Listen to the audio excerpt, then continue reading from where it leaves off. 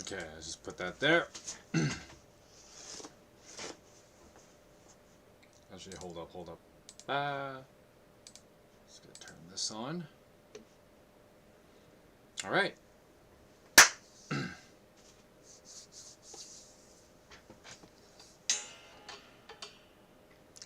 Hello and welcome to the streaming Parson Reads. Chaucer's The Canterbury Tales. And today, we're going to read through The Merchant's Tale. We're actually pretty close to finishing this book. There's only like a few more tales after The Merchant's Tale. But The Merchant's Tale is kind of long, so we'll just spend today's stream doing just his. And then we'll read a couple more next week. And then the week after, by the time we'll be done well before July. I think we might be done in like 3 weeks or something. 4 weeks if you include today. That's kind of how I see our progress with this book. So that's kind of the plan for today. Hope you guys, have a nice cup of something cool to drink. I guess it depends on where you are. It's not super hot. It did cool down a little bit where I am, but you still have a nice cold drink.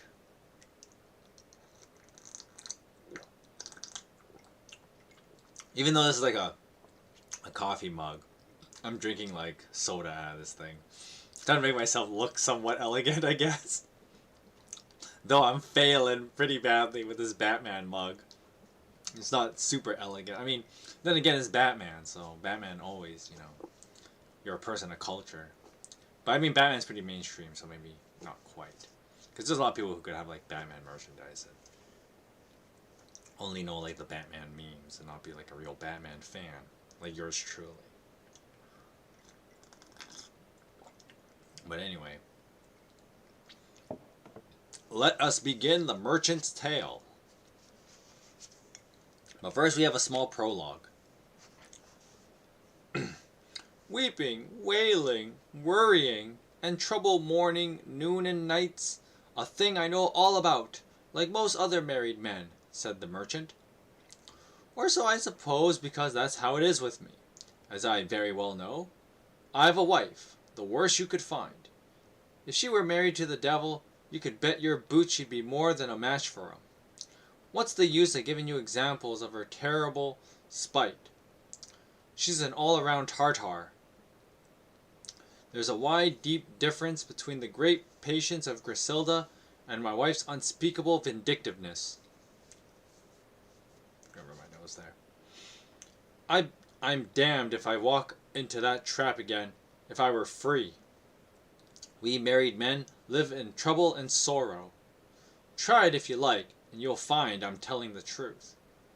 By Sir Thomas of India, that goes for most of us.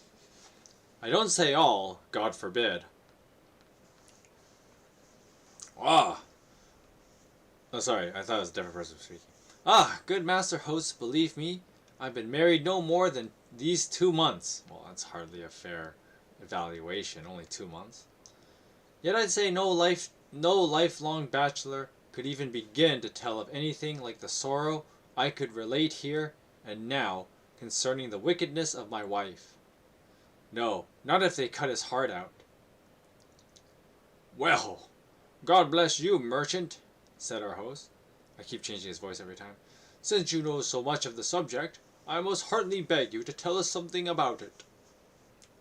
Gladly, replied the merchant, but my heart's too heavy to speak any more concerning my own affliction. The Merchant's Tale. In Lombardy, there once dwelt a noble knight, a native of Pavia, who lived in great prosperity. For 60 years he had been a bachelor, taking his bodily pleasure with the women he fancied, as is the way of these fools of laymen. Now, either from an excess of piety or dotage, I couldn't tell which, when this knight had passed his 16th year, he was seized by an overwhelming impulse to get married, and spend his days and nights looking for some woman he might wed.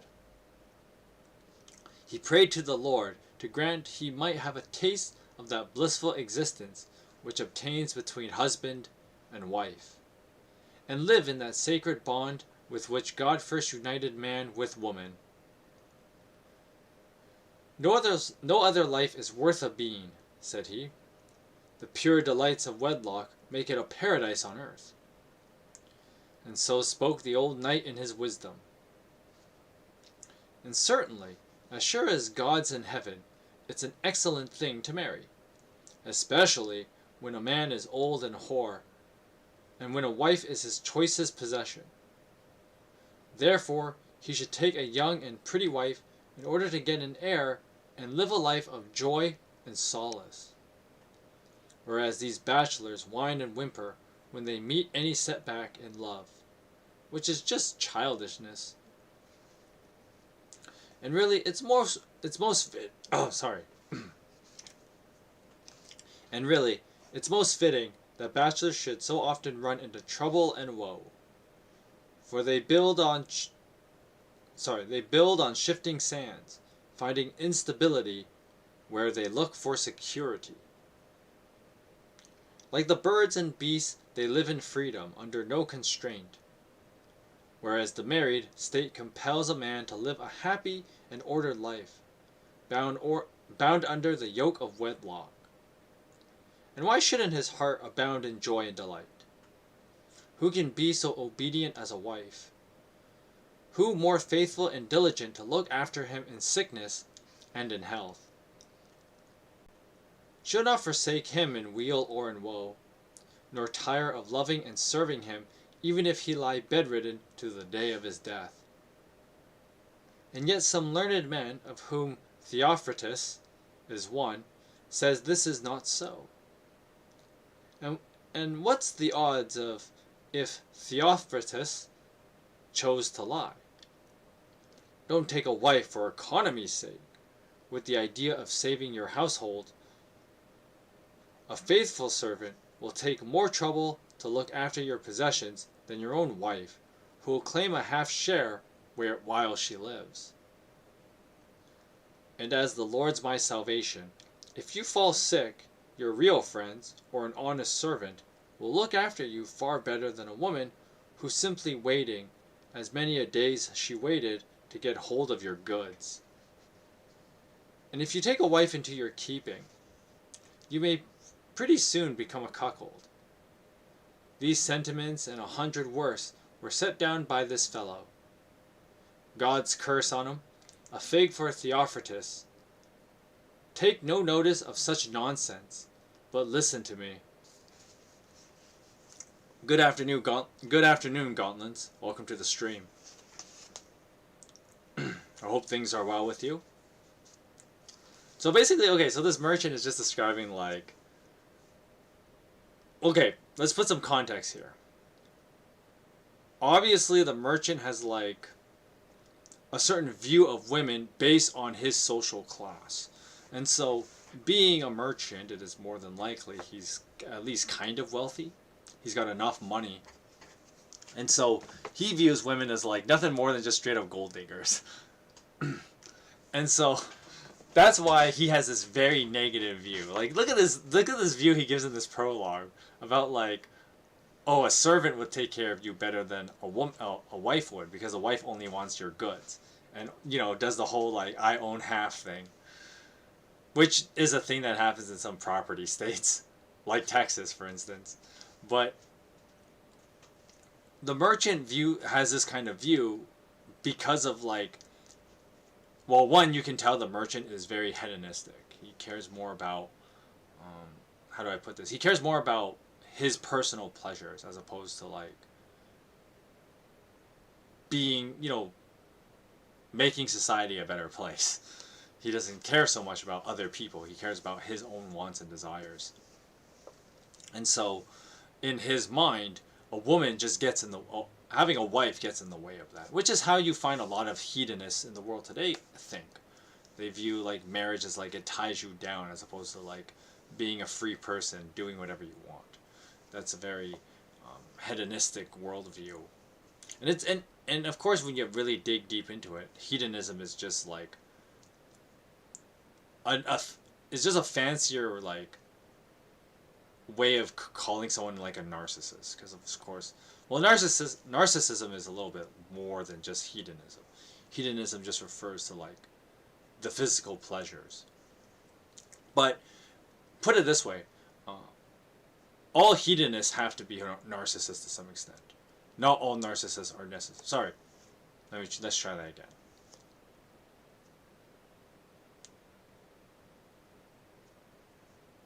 All narcissists have to be hedonistic.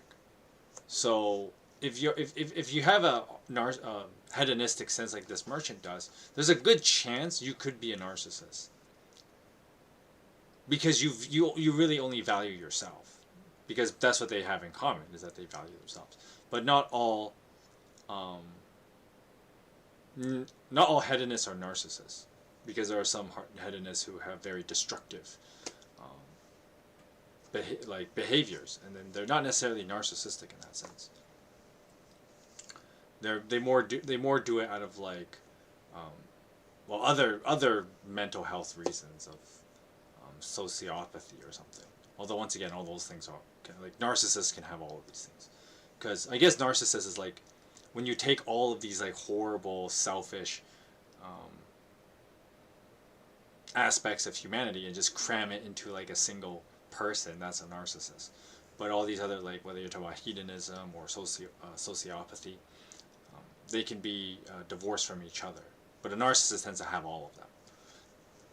So anyway, going back to the merchant though, he has a very like hedonistic worldview, and so he cares about life's pleasures, and he views like marriage as like an obstacle to it, which is what you find in a lot of people today, and why a lot of people don't have as, especially when they're younger, because of course you have this double-edged sword where when you're younger you want to have your adventure, and having your adventure is a good thing.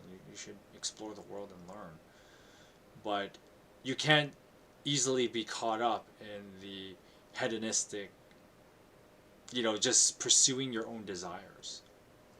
You've got to figure, the whole point of having your adventure is that if you try the hedonistic route, you're going to find out that it's not going to be a life fulfilling one. That's kind of the point of the young adult adventure.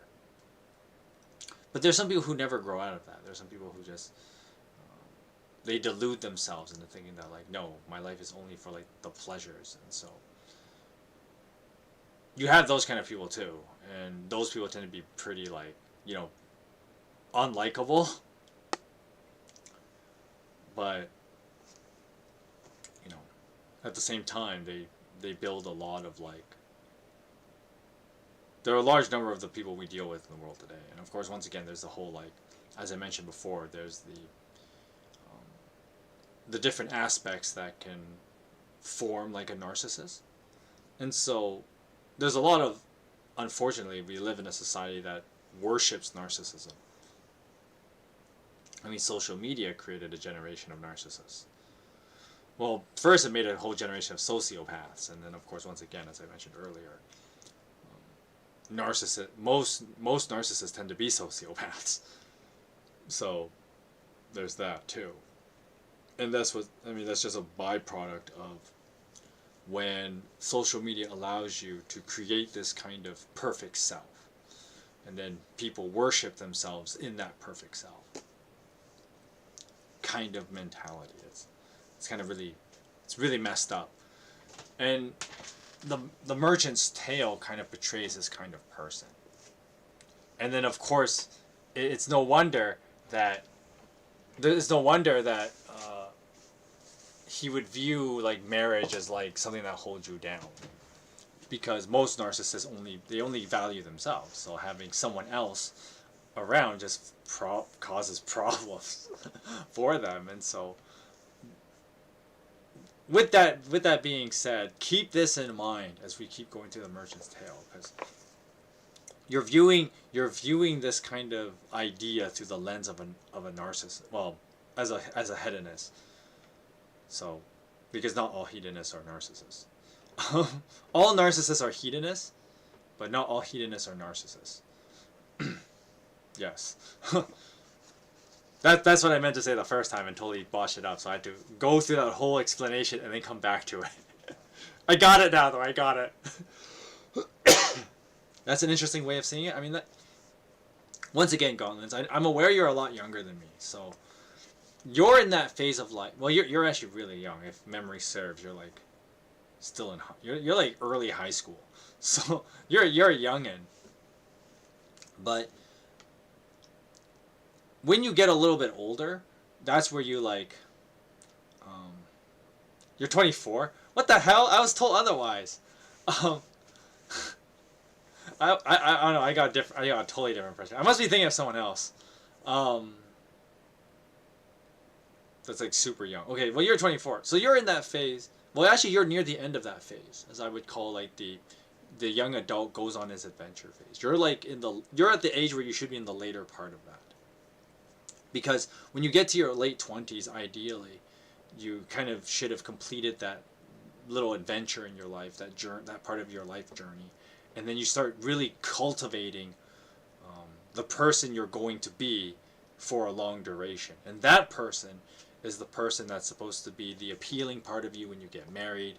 That's the part of you that's supposed to be career seeking, etc. When you get to that age, that's more like in your late 20s. And then that's when guys really distinguish themselves. That's the word that I would use. A guy really distinguishes himself when he's like in his late 20s. So when you're 24, so you're in that later part of like the whole, you're still relatively young, make mistakes, figure yourself out kind of thing. What I was gonna say, assuming that you were like a high school age or like early college age, that's where like at that age is when you start that adventure phase. You kind of, and that's where like people they'll still call you stupid because, you know, by transitive properties, teenagers are stupid. It's like all teenagers are stupid. It's just kind of a fact. And of course teenagers will be like, no, I'm not. I'm super smart. I'm smarter than everyone else. But then they quickly find out that they're not. But the whole point of the beauty of being a teenager is that even though you don't know anything, you have a lot of potential. And so the late teenage years is where like you begin that adventure. And then even though like you have your hedonistic moments, because as a teenager, I mean, you're driven by emotion, you quickly learn that you can't, there are consequences to pursuing your hedonistic desires. And so the point of having your adventure when you're like in your little adventure in your early 20s is that you figure out, okay, this is where it's acceptable, this is where like my desires are acceptable, these are areas where they're not, and I have to figure out how to balance these things and organize how I want to live my life and try and cultivate good things out of what I want for my life. That's kind of what you're supposed to. You're at that age probably where you're supposed to kind of really think about that. And then by the time you're in your late 20s, a guy cultivates his personality that way. For women, it's a little different. For women, unfortunately, they have to kind of figure that out earlier. The going on your adventure phase as a woman is a little bit shorter. Where women go through that phase really in their like, they only really have their teenage years. They don't have as much of that gap in like their, like they get their early 20s, but they don't get their mid 20s to go on their little adventure. Women don't quite have that. It's a little different for women because women are, that's where like women, that's another part where women are like forced, if you will, to mature faster than men, whereas men can take their time a little bit and don't need to cultivate their personality until their late 20s. That's usually how it is in this day and age. Of course, we've run into on the extreme side, though, we've run into the other problem where a lot of men don't do that. They don't cultivate themselves in their late 20s, and that's why you have like 30-year-old man babies. And then that's all, you know, then you run into that problem. And so yeah, that's just something to think about Oh, thanks for watching my Throwback Thursday videos, and that's always a grand old time. Just me being an old man.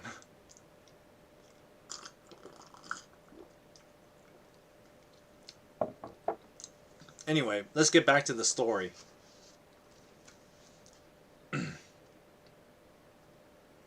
Indeed, a wife's a gift of God. All other boons, lands, revenues, pastures, common property or movables are surely gifts of fortune, and fleeting as a shadow on a wall. But never fear, let me tell you plainly, that a wife's a lasting thing and will remain in your house a great deal longer than perhaps you bargained for. Marriage is a cardinal sacrament. To my way of thinking, a wifeless man's beneath contempt. His is a helpless and solitary life. I'm speaking of laymen, of course. I'm not saying this lightly. If you'll listen to me, I'll tell you why women has always made men helpmeet. The hell kind of word is helpmeet? When God Almighty created Adam, he saw him belly naked and alone. Whereupon the Lord in his great mercy said, "Let us now make a helpmeet for this man." An interesting word for that. A creature like himself. Then he made Eve. Hereby it is evident and proof positive that woman is man's help and comfort, his solace and terrestrial paradise. Obedient and virtuous as she is, how can they help but live in unity? One flesh they are, and one flesh I take it. Has but a single heart come weal or woe. I don't look that old. Well, thanks. I like to think that I don't look that old, but that doesn't change the fact that I am old. There's a difference between how you look and how you actually are. After all, there's the whole social media thing and people looking like their life is great, but then if you actually look at their real lives, they're terrible.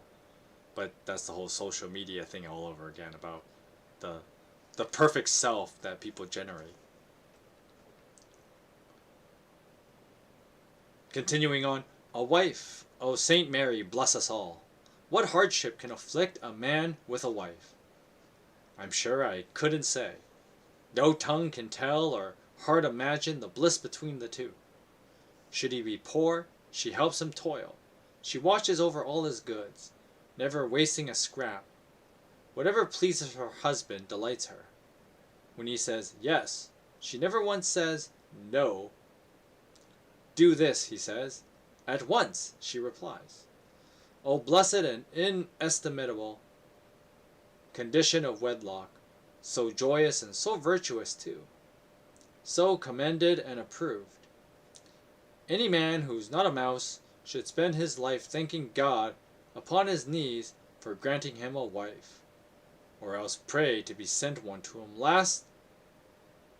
to last them to the end of his days. For this his life's on a secure basis. In my view, he can't go wrong, so long as he follows his wife's counsel. He can hold up his head without fear. They are wise as well as faithful. Always do what women advise if you want to follow the example of intelligent men. Look how Jacob, as the scholars tell us, adopted the excellent suggestion of his mother Rebekah and tied the kinskin around his neck, thus winning his father's blessing. History also relates how Judith saved the chosen people with her sage counsel and slew the sleeping Holofernes. Think of Abigail and how she rescued her husband Nabal with sound advice when he went about to be executed.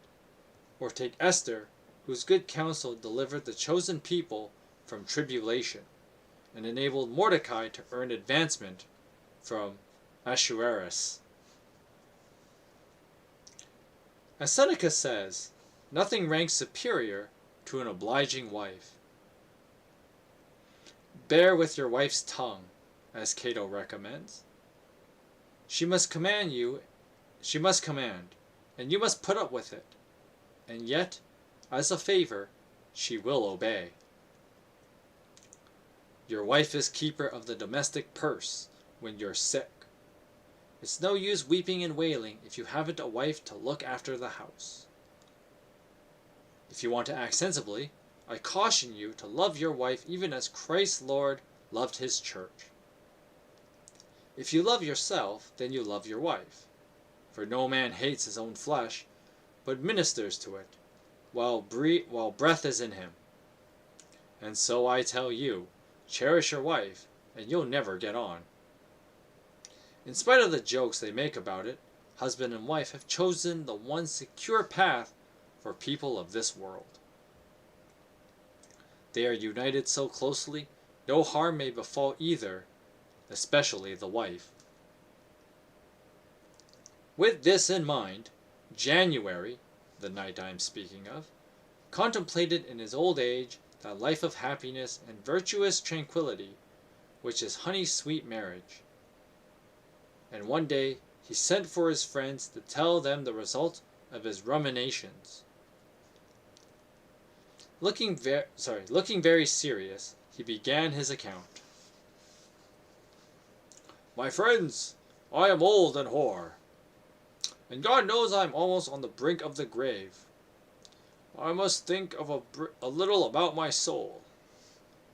My body I have foolishly dissipated, but blessed be God, this shall be remedied, for I have made up my mind to become a married man, that as soon as possible.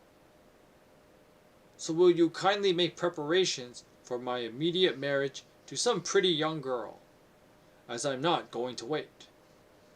And on my part, I'll try to keep a lookout for someone I can wed without delay. But seeing that I am one and you are many, it's more likely you'll discover a suitable bride than I, and see where it would be best for me to ally myself. But a word of warning, my dear friends. Nothing's going to induce me to take an old wife. She mustn't be over 20. That's flat. My taste runs to old fish, but young meat. A pike's better than a pikelet. Tender young veal's better than beef. I won't have any woman of 30, mere fodder, bean-strawn winter forage. Damn! No wonder this guy's not married in his old age. I don't think I have to explain this metaphor. And besides, God knows these old widows are up to as many tricks as Wade's boat, and can stir up so much petty trouble when they want. I never live in peace with one. Different schools make the clever scholar. It's the same when a woman has many husbands. But a young thing may be guided, no doubt, just as one can mold warm wax in the hands. And so, in a word, I tell you plainly, I'll take no elderly wife for that very reason. Suppose I were unlucky enough not to find pleasure in her. Then I'd have to live the rest of my life in adultery and go straight to the devil when I die. I'd beget no children upon her. And let me tell you this, I'd rather be eaten by dogs than to have my heritage fall into the hands of a stranger. I'm not talking nonsense. I know why men should marry. And furthermore, I'm perfectly aware that many people who talk of marriage know less than my stable boy, of the reasons why a man should take a wife. Damn. If a man can't live in chastity, then he must reverently take upon himself a wife. Not merely for concupiscence of love. Concupiscence of love. But for the lawful procreation of children to the glory of God. And so avoid fornication, paying their debt when it's due, each helping the other in trouble like brother and sister. and living in holy countenance. But gentlemen, I am not that sort, if you don't mind. God be thanked, I think I may boast my limbs feel strong, and able to do all a man should. For I am the best judge of that. I mean, can you be so full of yourself? Though I may be hoar, I'm like a tree that blossoms before the fruit ripens, and a tree in blossom is never dead nor dry. It's only my, if only my head feels hoary, my heart and limbs are green as a laurel all year round. Now that you've heard what's on my mind, I beg you to fall in with my wishes.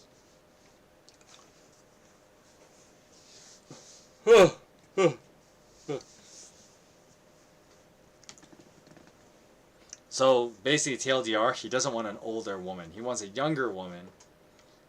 Someone who's a little like naive. It's the whole like, I was just thinking of like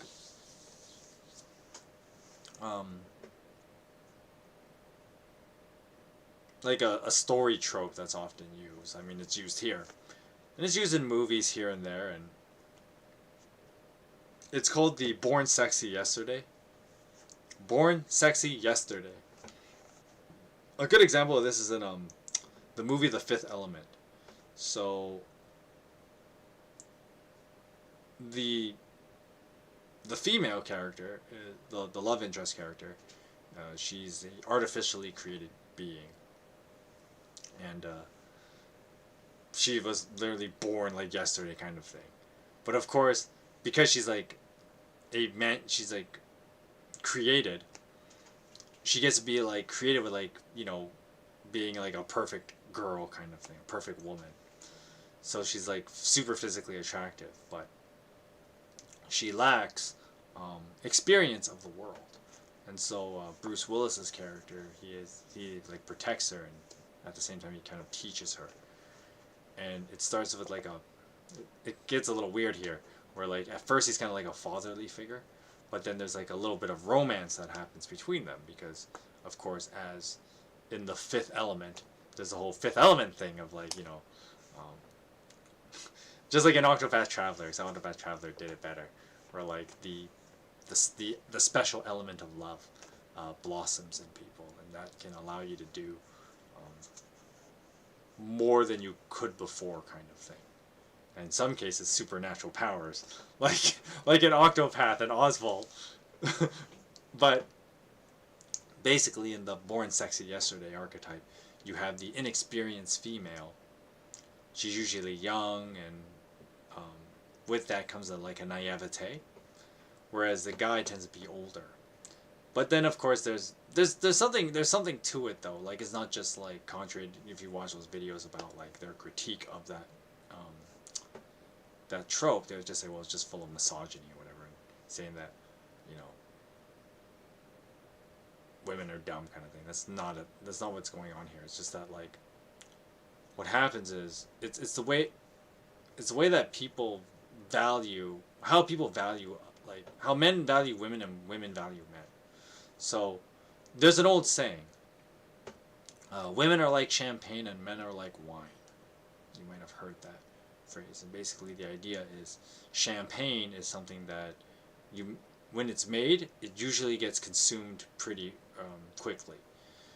Champagne is not something that has a long shelf life. And so you want to, when champagne is made, you want to drink it right away. Whereas wine is different. Wine is very weird like this. And wine is made from like basically grape fermentation. That was a massive oversimplification. But basically what happens is, as grapes ferment, then the juices like change, and it creates this kind of different sweetness to it that's not like the tart nature of like eating a grape normally. And so wine, that's why wine supposedly gets better as it ages. And so, I mean, you can read, if you look up online, there's probably like some places specialize in like aging the wine as well. I mean, all wineries do this, but there are some places that really like make a big deal of selling like aged wine, and aged wine can go for like thousands of dollars, depending on how, when it was aged from, and location and everything and stuff like that. But anyway, going back to like that metaphor of women being like champagne and men being like wine, is that, see, men value in women, and I know people talk shit about this all the time. I mean, this is why feminism essentially exists. But, men, what do men value in women? Usually it's like physical attractiveness, her sexual virility, which, and her physical strength. Yeah, men value physical strength in women. But of course, those are things that women have when they're young. And so, their looks, their sexual virility, and their physical strength. Those are things women have when they're young. And so that's why men, there's this whole thing about like, well, men prefer younger women. And, there's that whole thing where like, we've run into this problem in the modern era where, and I've been seeing a lot more of this. This wasn't true in my case. But I see a lot of this now where like, a number of my peers, they'll be like, well, I'm in my mid-30s. And so, there's a number of my peers who are dating women that are in their like mid-20s. Like, a lot of guys dating girls that are like 10 years younger than them. And at first you might think, well, that's kind of weird that guys would be dating girls 10 years younger than them, but not really. And especially in our day and age, it's actually more expected. Like, think of it this way. If a guy had to choose between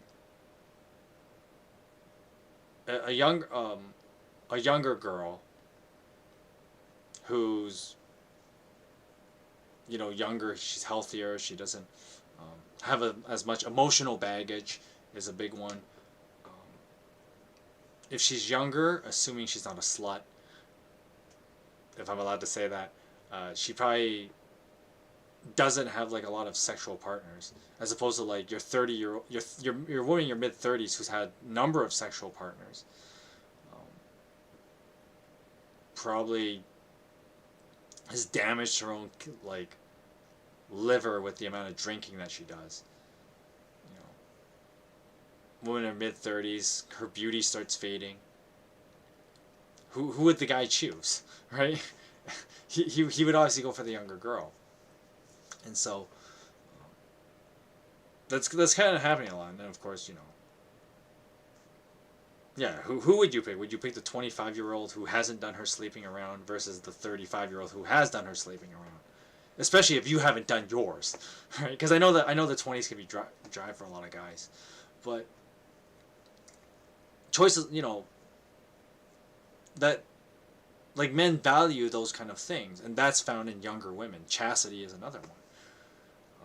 Which I know the double standard obviously exists as well, because there's a lot of guys who are asshats that would be like, they always go for women who are less sexually experienced, even when they've had multiple sexual partners.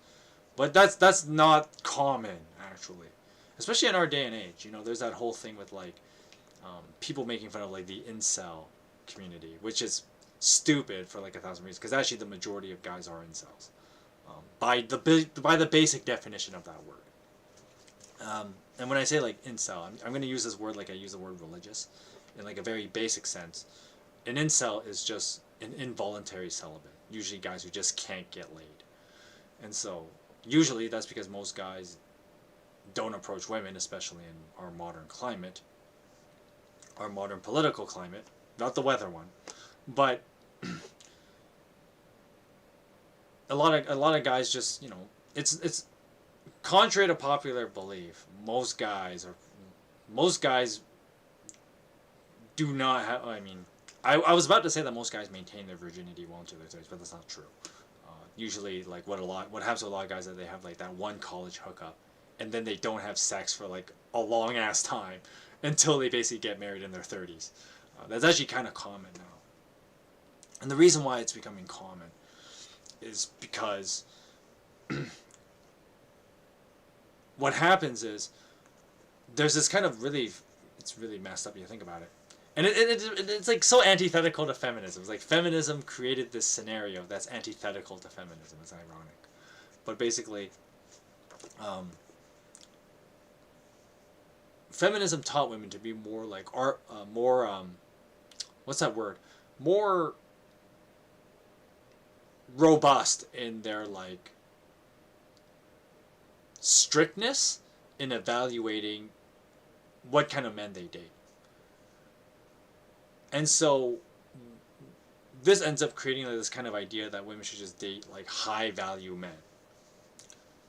But of course, what ends up happening is that they just end up and then this is where you get like ironically the harem scenario where like okay, so if women don't want to settle for lower value guys, aka the average guy, then you just have a bunch of women just all go for the high value guys. So it's either like old dudes with lots of money, just like Sir January here.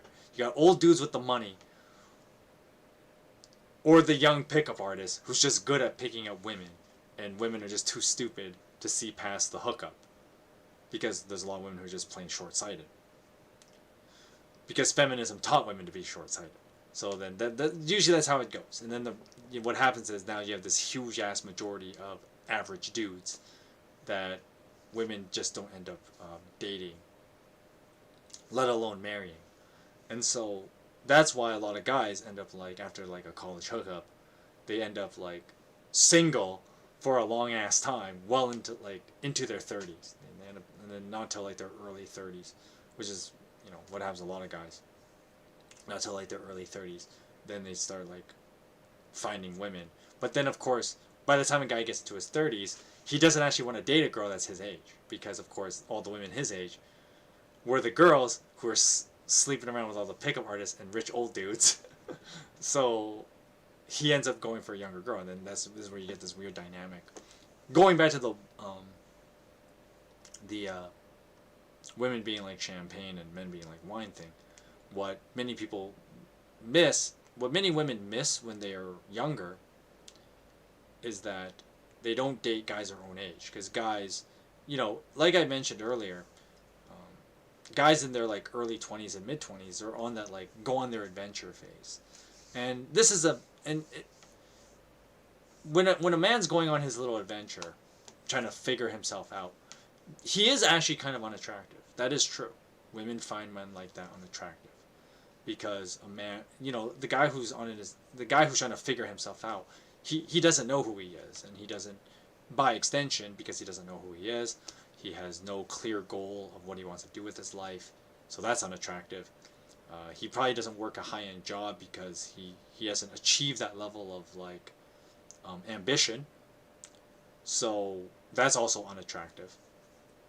And so this is where this disparity happens, and it's one of those weird things where like, this is why like it's actually super rare for people to marry people their own age, unless it's like arranged marriage or something like that. It usually doesn't happen, because you run into this weird dynamic where guys value younger women, but younger women don't value men of their own age.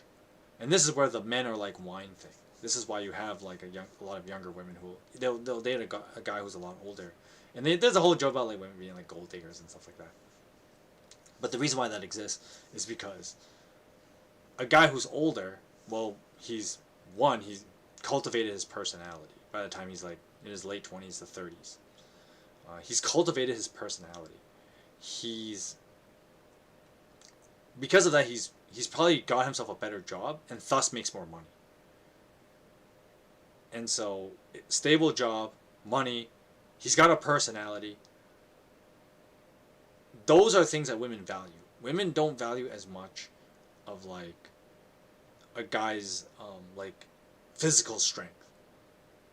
Even though it's like, you know, this is where like some young guys can be short-sighted. They think that like, well, you got to be like the toughest guy in the room, and women will value that. But that's not what women naturally value. There's some level of like women value guys who have some physical strength, because they value something that's beyond just the physical strength. Whereas you could make the case that men are shallow when they value a woman's physical strength, but it's more about like something that lies behind it. So the reason why men value younger women and their physical strength. One, child rearing. That's the obvious one. Um, Younger women, their bodies are stronger. Child rearing is easier. And secondly, domestic work, domestic housework. A physically stronger woman can do domestic housework. That's just how it is. You know, you don't expect like a thin, frail girl or an obese, out of shape woman, for the extremes, if you will. You don't expect them to do a lot of housework, and at least not do it well. And so, men value women with physical strength for domestic housework. When women value men's physical strength, it's not so much a physical strength, because it could be like intellectual strength, as weird as that sounds. Because women value something different. Women value competency. A guy who's competent, and this is usually translated with like their jobs. So a guy who's highly competent usually works like a good job, and that's the result of that is that he makes more money. And so that's where women value strength. But the strength thing is a little different when I talk about like the strength that men have. It's different there. Whereas because I'm talking about like men's strength being like their competency, which is not the same as like physical strength for like a physical like need. So when I say that men value physical strength in women, it's because of like domestic housework, which does in fact require physical strength. It's not like, a woman might find a guy who sits in front of a computer all day, so he's not physically fit, but he's like really good at like business, and he does like a lot of business on his computer and does like computer based work and stuff like that, deals with stocks and whatever, but he may not be physically fit. And women still value that because of course it's his competency of making money is what makes him valuable. Whereas when men value women's physical strength, it's because of like things like domestic housework, taking care of kids, stuff like that. That's attractive to men. And so going back, I gotta somehow bring this all the way back to the original metaphor of women are like champagne and men are like wine. The qualities that women find attractive in men are things that are found in older men, because older men had to cultivate that as they got older. Their competency, if you will, is something that's cultivated over time. Whereas a woman with physical strength is not something that's like, she has that when she's young, but she may not necessarily have that when she's older. Of course, smart women keep working out so that they can maintain it longer. But it's still one of those things that like, your physical strength is something you have when you're young. And then that goes along with like the obvious things like physical attractiveness and sexual virality. Those are things that women have when they're young. And so that's why like the whole champagne metaphor for women is that the things that men value in women are things that they have when they're young. And so going back to Sir January here, as he just mentioned, he's looking for someone to take care of him in his old age, maybe bring him an heir. You want a younger woman to do this. That wouldn't work with an older woman, not really. Like maybe, okay, when he's like saying a woman in their 30s, like a woman in her 30s could still kind of do most of those things.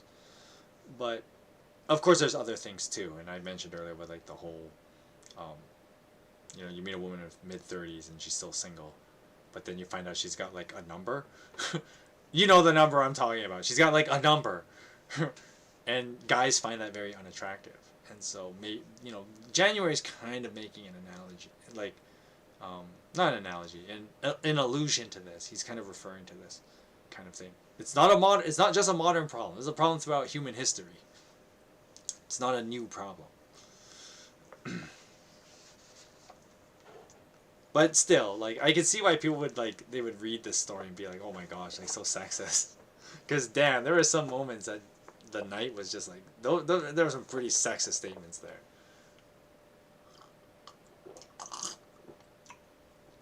But hey, this is like 11th century. People just talk that way and you just gotta deal with it.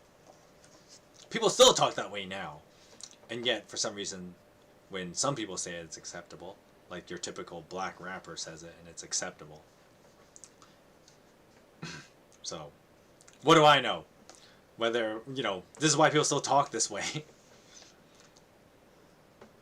Was that too far? I don't know if that was too far. I'm surprised I haven't been like completely deleted off the internet yet with all these hot takes that I have. Alright. Different people told him different stories about marriage.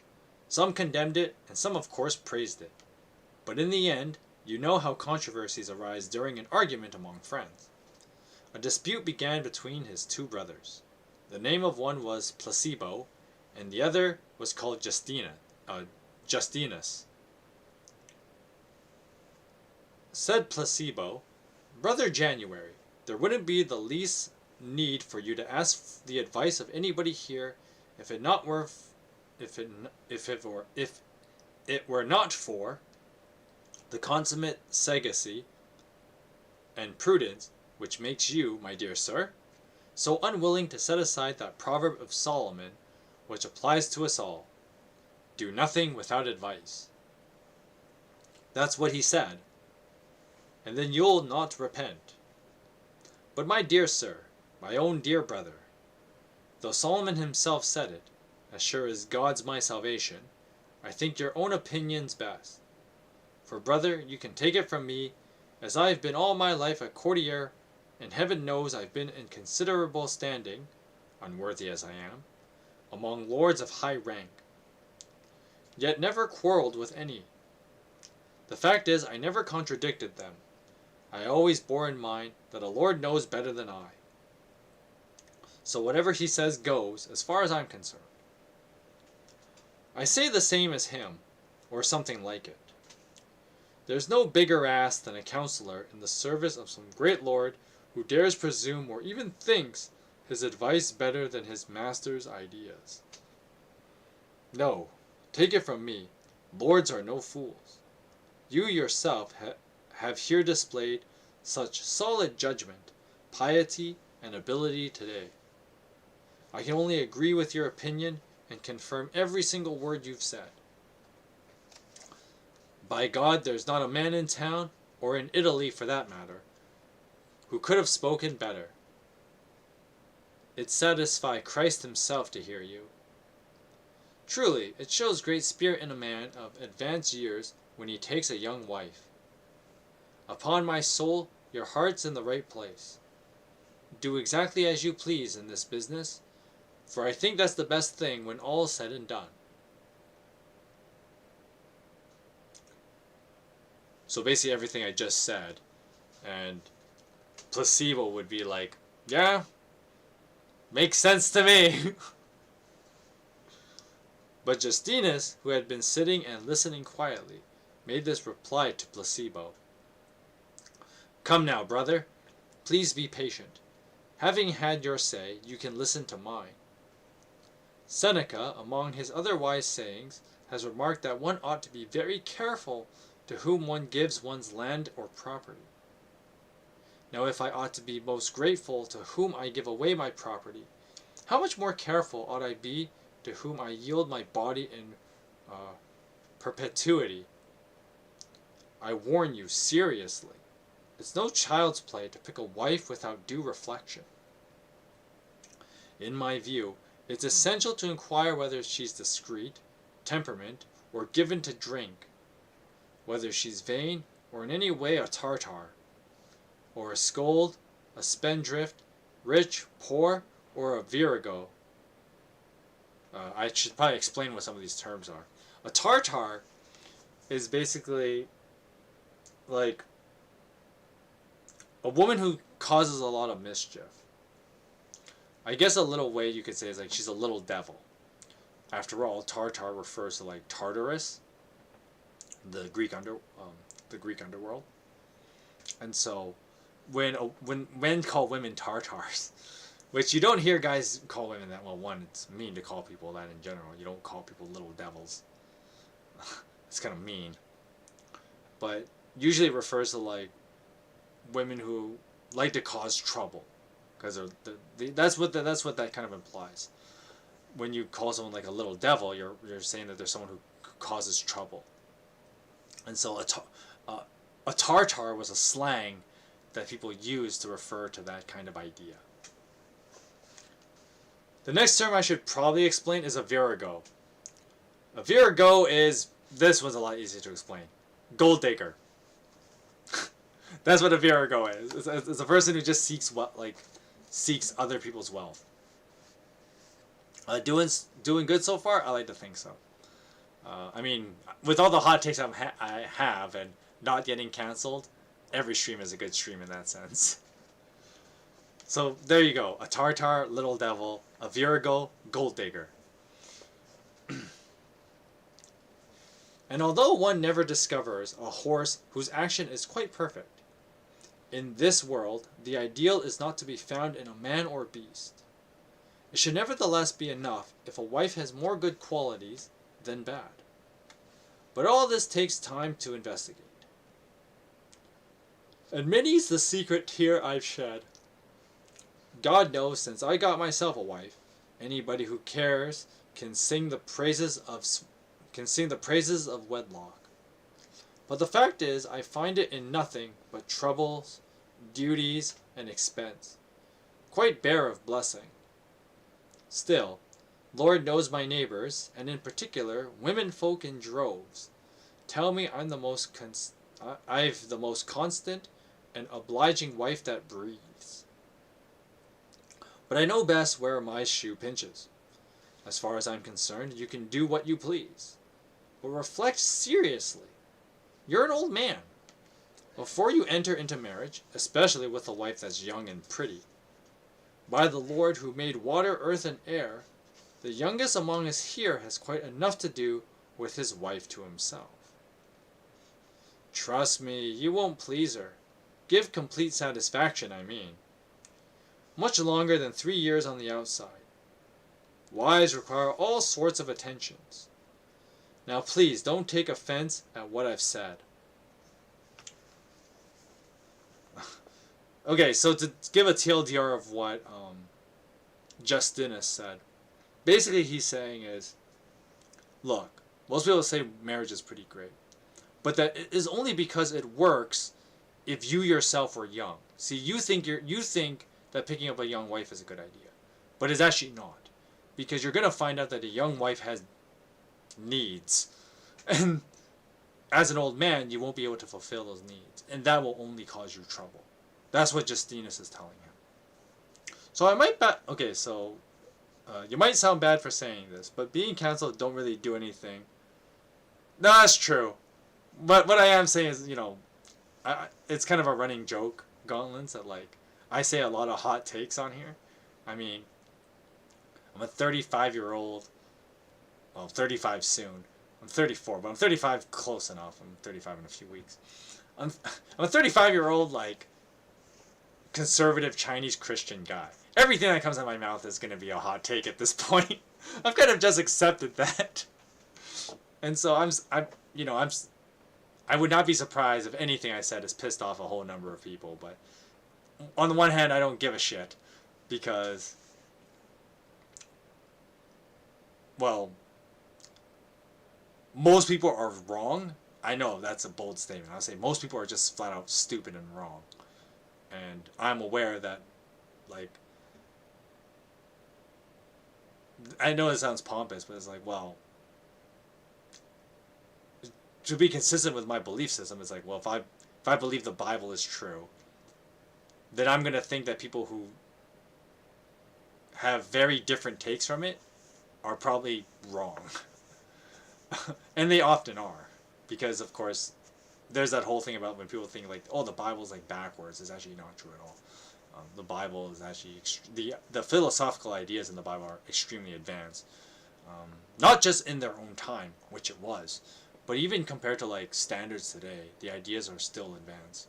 Because as I made this claim before, Gauntlets, humanity has kind of backtracked in like its philosophical thinking.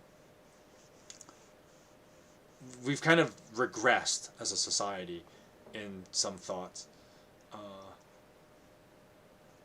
and by comparison, then, as people have backtracked it, like for example, like one example is that we've kind of reverted in society as like we've gone backwards from being more um, democratic in our um,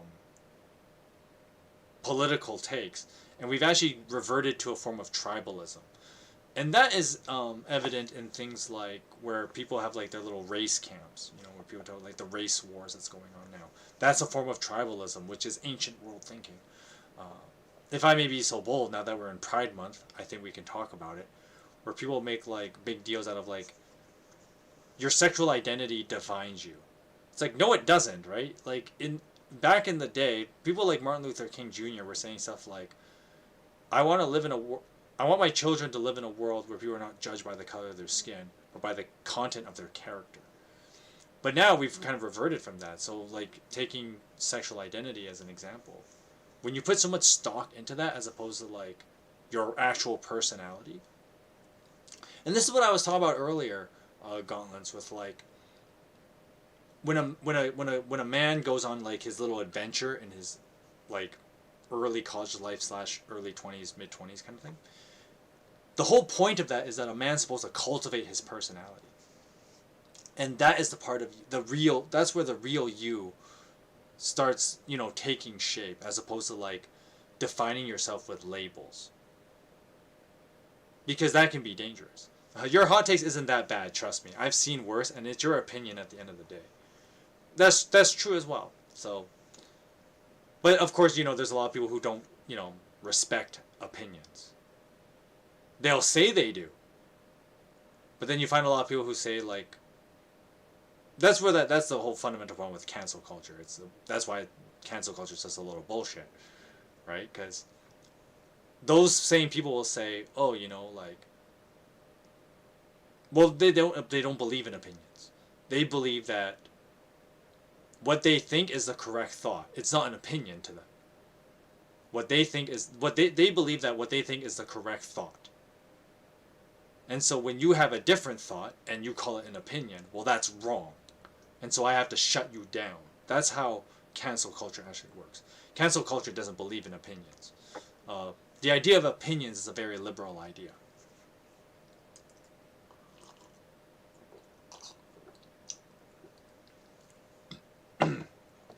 Because opinion, the concept of an opinion is merely just, I thought you were at least 26. I didn't know you were 34. Yeah, I'm well over. Well, I mean, I'm surprised you didn't piece that together, because when you've probably met me years ago, like when I was doing those channels with Burke years ago, like when I first started hanging out with him, I was already in my late 20s, and that was years ago. I've known that guy for like over 5 years now, and I was in my late 20s then. So, I mean, that's also like how fast time has gone, right? Like, time just whizzes by. Like, so like back then, if you had met me back then, like, well,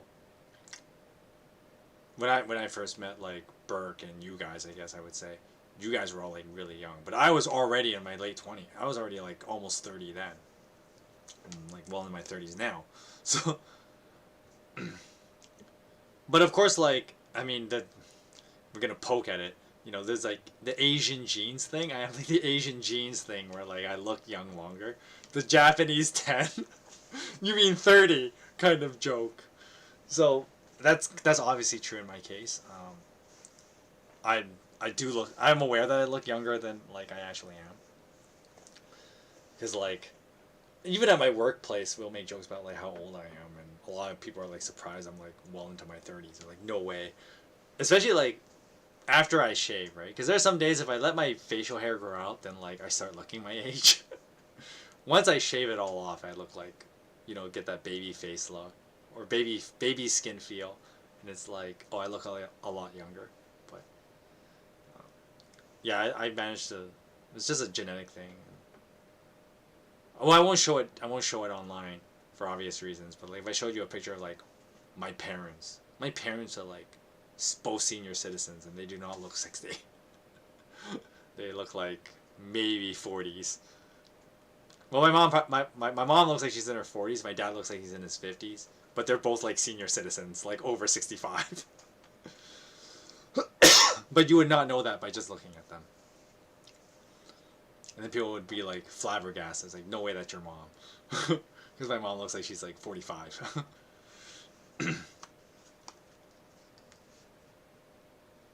Okay, so to get back to the story though, Justinus is saying that Sir January's ideas is like, look, marrying a young woman as an old man is a bad idea, because young women have needs, and as an old man, you're not going to be very good at fulfilling these needs, and that is only going to lead to problems. Which, to be fair, Justinus has a point. It's not a good point, and it's one of those things that's just an ugly truth of life. But it is what it is.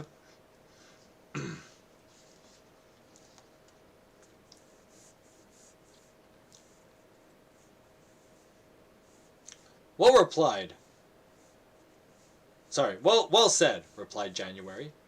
Have you finished? A straw for your Seneca and your Proverbs. Scholars' jargon, not worth a basket of weeds. Just now you heard wiser folk than you agree with me. What do you say, Placebo? And that's January's problem. I say only a villain would put obstacles in the way of matrimony, and that's a fact. And with that, they immediately got up, being wholly agreed that January should marry whomever he pleased, whenever he wished. From day to day, January's soul was filled with extravagant fancies and busy conjectures about his marriage. Night by night, ravishing figures and faces passed through his mind, as if somebody had taken a brightly polished mirror and set it up in the public market to watch the throngs of figures walking by in the glass. In this way, January envisaged in his thoughts the girls who lived near him. He didn't know which one to settle on. For if one had a pretty face, then another stood so high in people's favor for kindness. And some were rich, but some had a bad name. At last, between earnest and jest, he dismissed from his heart all others, and fixed on one whom he chose entirely on his own. Love is ever blind and cannot see. He pictured her in his heart when he went to bed. Her gay beauty and tender years, her slim waist and long slender arms, her sensible conduct and noble blood, her womanly bearing and sedate ways. Having decided upon her, he felt he couldn't have made a better choice.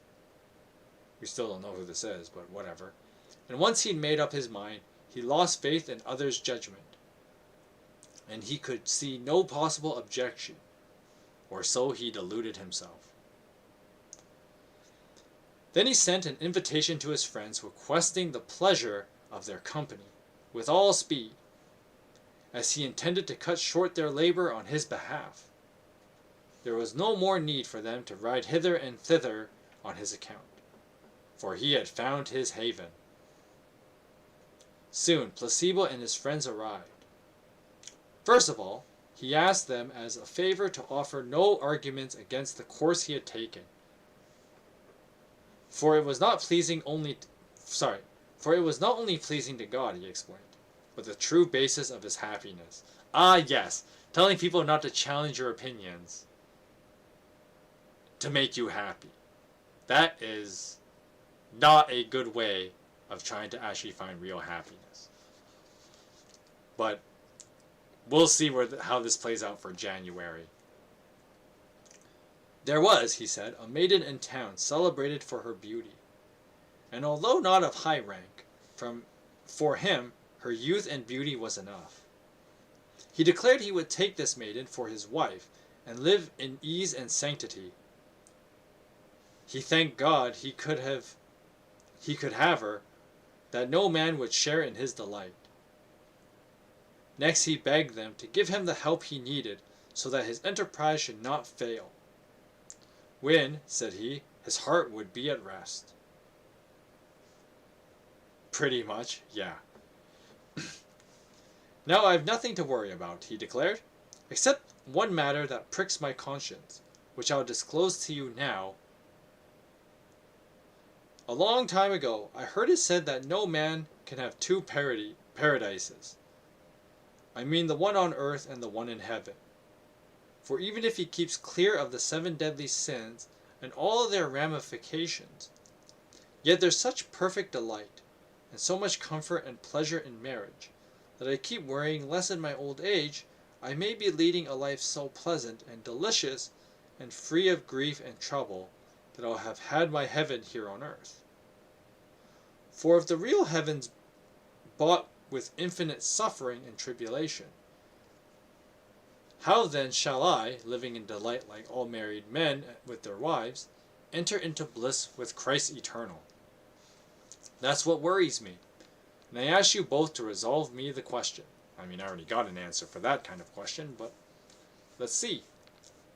Justinus, who detested his nonsense, gave him a light-hearted answer, but without adducing any authorities for brevity's sake. Sir, he said, so long as this is the only obstacle, it may be that God, in his wonderful mercy, shall so dispose matters that you may repent of married life, in which you claim there's neither grief nor trouble, even before the Holy Church weds you. God forbid a married man shouldn't be granted occasion to repent a good deal oftener than a single man. Therefore, sir, it's the best advice I can offer. Don't give way to despair, but bear in mind that she may perhaps be your purgatory. She may be God's instrument, God's scourge, and then your soul shall skip straight up to heaven faster than an arrow from a bow. Now I hope to God you will realize later that there isn't and never will be enough happiness in marriage to stand in the way of your salvation.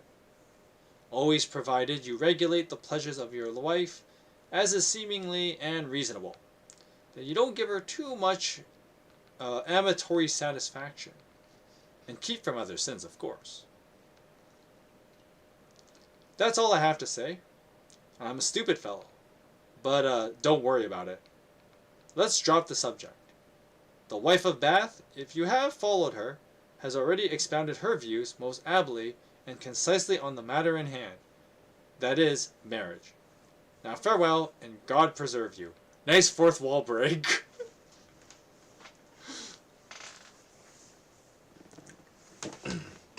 But basically the TLDR is, the January is like, if my marriage is so great, wouldn't that bar me from heaven? But Justinus gives the answer I would give, and he's just like, well, that no. But Justinus's reasoning is different from mine. My reasoning would be, well, that's how Christianity works. Entrance into heaven is based on your belief in Jesus, and really nothing else. So good or bad marriage in life is not relevant.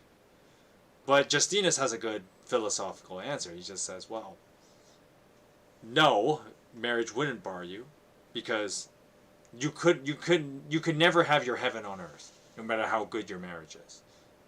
And that's true. The whole point of like the resurrection life is to transcend the life that we have now. No amount of things in this life could ever match up to that. That's what the Bible teaches. No amount of things in this life could ever match up. So you don't need to worry about like this life ever being too good for heaven. That's never going to happen, because this life can't be too good for heaven, no matter how good you make it. And I mean that's especially true for Christians, because the whole point of like the Christian life is that you are the, for lack of better words, you are the heaven on earth to people, to the people you meet, to the people you encounter. You're the heaven on earth. You're the representative. That's what it means to be the representative of Christ, is that you're the heaven on earth for people. And so, even, like, and then, of course, you just introspectively look at yourself, and you know that you yourself are not perfect. So how could you being the heaven on earth for someone else be perfect when you yourself are not perfect? And so, of course, you should never worry about whether you're going to be stuck out of heaven because your life on earth is so good. That doesn't rationally make sense.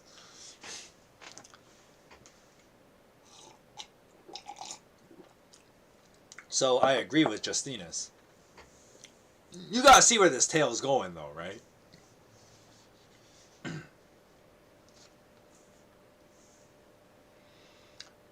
And with this, Justinus took leave of his brother. When they saw there was no help for it, but dint of much astute bargaining, they so arranged matters that this girl, for her name was May. Shit, I should have read this last week then. Well, it was still the month of May. Damn! We had January and now we have May. And now we're reading this in June. Damn, I messed that up real bad. Should be married to January as soon as possible. I think it would be a waste of time if I were to detail all the deeds and documents by which she was endowed with his land, or tell you of her rich and elaborate trousseau. At length the day came when the two of them went to church to receive the Holy Sacrament.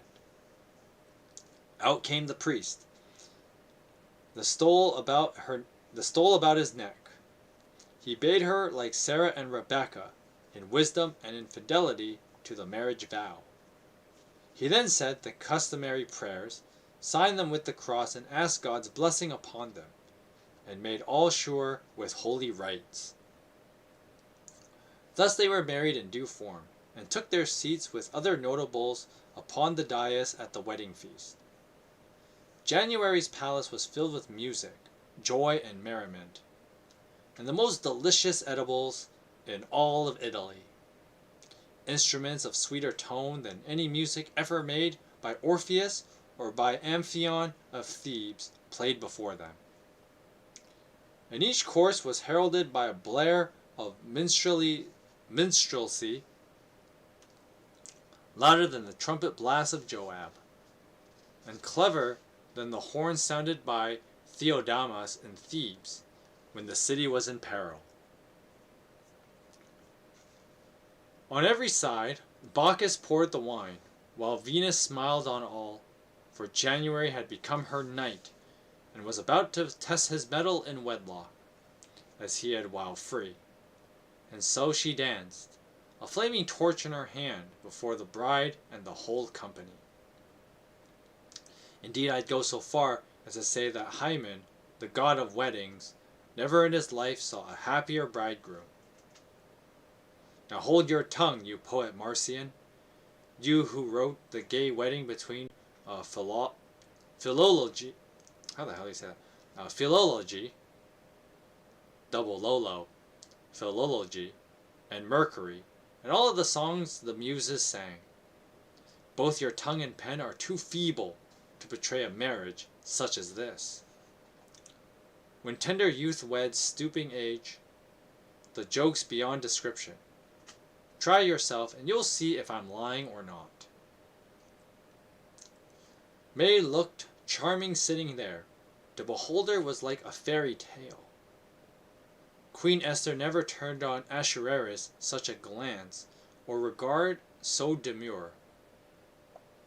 I can't describe the half of her beauty, but this much I can tell you. She looked like a clear May morning, ba-ding-ching, brimming with beauty and delight. And every time January looked at her, he fell into a trance of ravishment, and began inwardly anticipating how he would that night hug her in an even closer embrace than Paris clasped Helen. But nevertheless, he felt compunctured when he thought about how he must offend her that night. Alas, the tender creature! God grant you may be able to stand up to my lust for you.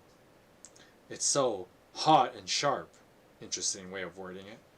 I'm afraid you mayn't be able to bear it. God forbid I do all that I might. I wish to God that night would come and last forever. And all these people had gone. And in the end, he did everything in his power, as best as he could, without actual rudeness, to maneuver them discreetly from the table. When in due time they rose from the board, they danced and drank freely, then went through the house scattering spices. Everybody was filled with happiness and high spirits, all save one, a squire named Damien, who had long carved the meat at the knight's table. His lady May so ravished him he almost went out of his mind with the pain of it. Dancing torch in hand, Venus singed him so cruelly that he had all but swooned and perished on the spot. And he hastily took to his bed. For the moment, I'll say no more about him, but you know he's going to be relevant. But leave him there to weep and bemoan himself until smiling May shall take pity on him. O perilous fire, brew and bread straw, household foe, making show of service! O treacherous servant, faithless domestic, like a sly treacherous adder in the bosom. God shield us all, knowing you. O January, drunk with the joy of marriage, see how your Damien, your own squire and liegeman born, plans to dishonor you. God grant you discover the enemy in your house, for there's no worse plague in all the world than a household foe in one's presence. TLDR. Remember that whole thing Justina said earlier about not meeting a young wife's needs and that causing problems? Enter Damien. The word Damien, by the way, means like the coming time. So, anticipation. Now you, the audience, have to anticipate something. You know. You know, if you know, you know.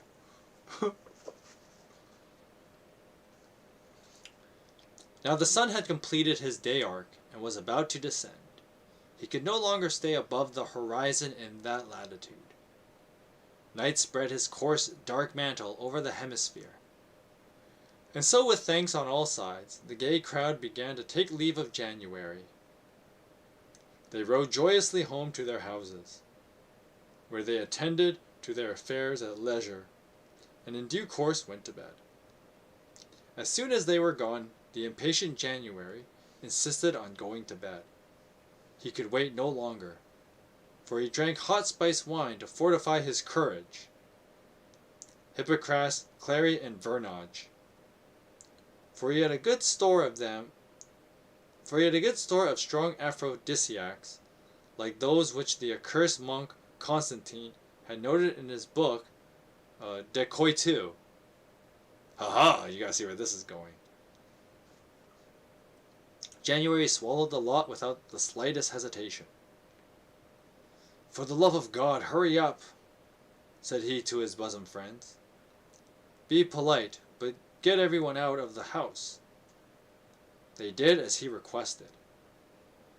A last toast was drunk, the curtains drawn, and the bride brought to bed as silent as a stone. When the bed had been blessed by the priest, and everyone had left the room, January hugged his lovely May, his paradise, his mate, close in his arms, fondling and kissing her over and over, rubbing the bristles of his gritty beard, which was like the skin of a dogfish, and sharp as briars, for after his fashion he was freshly shaved, against her tender face. Alas, my wife, I must take a few liberties and offend you greatly before I can again descend. But nevertheless, remember this. There's no workman, whatever, that can do a good job in a hurry, so we'll take our time and do it properly. It doesn't matter how long we make merry. The two of us are linked in holy wedlock. Blessed be that yoke, for nothing we do is a sin. A man cannot sin with his wife. It would be like cutting yourself with your own dagger. For the law permits our frolic. So he labored away until day began to break, when he took a sop of bread soaked in strong spice wine. Next he sat straight up in bed and carolled loud and clear. Then he kissed his wife and began to play the goat. He was as randy as a colt. He jabbered like a magpie, and he sang and yodeled, creaking away like a corn crake. The slack skin round his neck it was a shake. God knows what May thought in her heart when she saw him sitting up in his shirt with his nightcap on and scrawny neck. She didn't give a sixpence for his fun and games. At last he said, "I'll go to sleep now, the day has come. I can't keep awake any longer," and laid down his head and slept till 9. Afterwards, in due course, January got up and dressed. But lovely May kept her room until the 4th day, which is the best thing for new married wives. For every workman must sometimes rest, or he won't last long. And that goes for every living creature. For fish, bird, beast, or man. Now I'll return to the miserable Damien, and tell how he pined away for love. But this is what I'd like to say to him. Alas, poor Damien, now answer my question, if you can. How are you going to declare your passion to your lady, the lovely May? She'll only say no, because if you speak, she'll give you away. All I can say is, God help you. The lovesick Damien burned in the flames of Venus till he almost perished with desire. And so, unable to go on suffering like this, he put all to the hazard. Serendipitously, borrowing a writing case, he wrote a letter in which he poured out all his grief in the form of a complaint or song addressed to his fair Lady May. This he placed in a silk purse that hung under his shirt, and laid it next to his heart. The moon, which had been in the 2nd degree of Taurus at noon, on the day January married pretty May, excuse me, had now slid into the sign of Cancer. I'm trying to think what month this is. So what? April to May, I think. Yeah. But May still kept to her room, as is the custom among gentlefolk. A bride should never eat in the banqueting hall until 4 or at least 3 days have passed. Then she may dine in public. And the 4th day had been completed, counting from noon to noon, when January and May took their seats in the banqueting hall after High Mass. She looked as fresh as a bright summer's day. It chanced that the good knight thought of Damien and exclaimed, "Saint Mary, how is it that Damien isn't in attendance? Is the boy still sick? What's the matter?" The squire standing beside him made him excuses, saying that his illness prevented him from performing his duties. No other reason could have kept him away. "I'm sorry to hear it," said January, "for upon my soul he's a good squire, and were he to die it would be a calamity. He's as sensible, discreet, and trustworthy as any other man that I know. A manly, useful, and most capable fellow besides. But I'll visit him as soon as possible after dinner, and take May with me, and cheer him up as much as I can.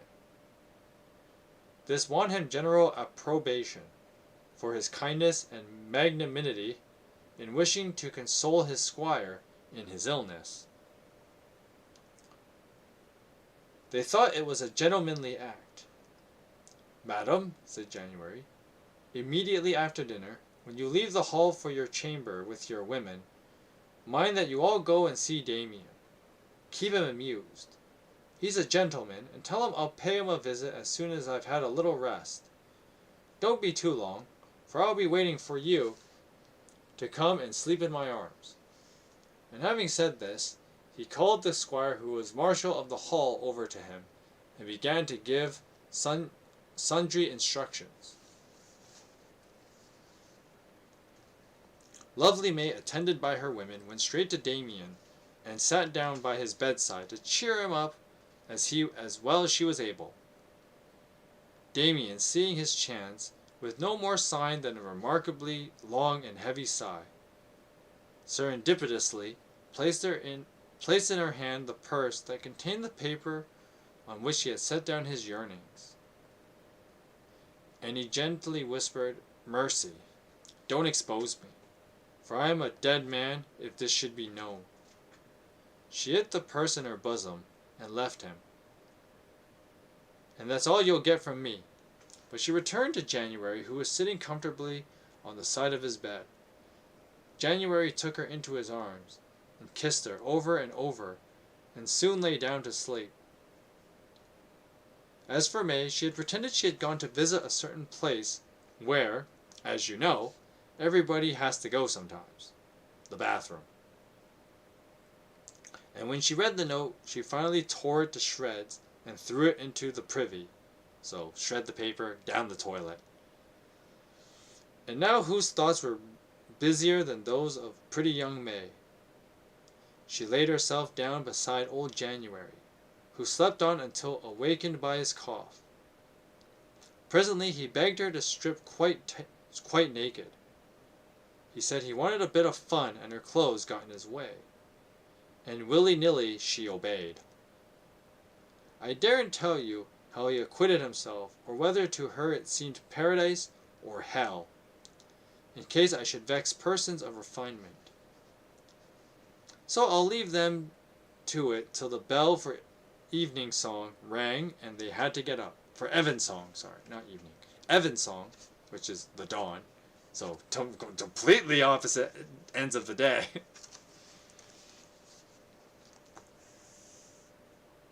Whether it was due to destiny or chance, or nature, or influence of the stars, or whatever the constellation stood in a favorable position in the heavens for petitioning any woman to play Venus's game, and for winning her love, as the scholars say, there's a time for everything.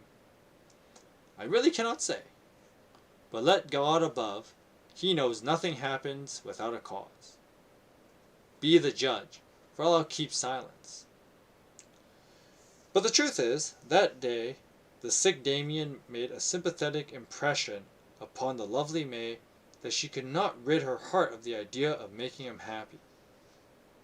One thing's for sure, I don't in the least care who it may upset, she thought, for I can promise Damien here and now that I love him more than any living creature, though he has no more than the shirt on his back.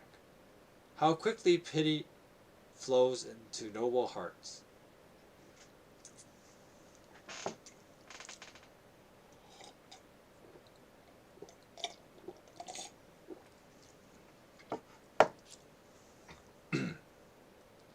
This shows the wonderfully generosity that is in women when they give their minds to it.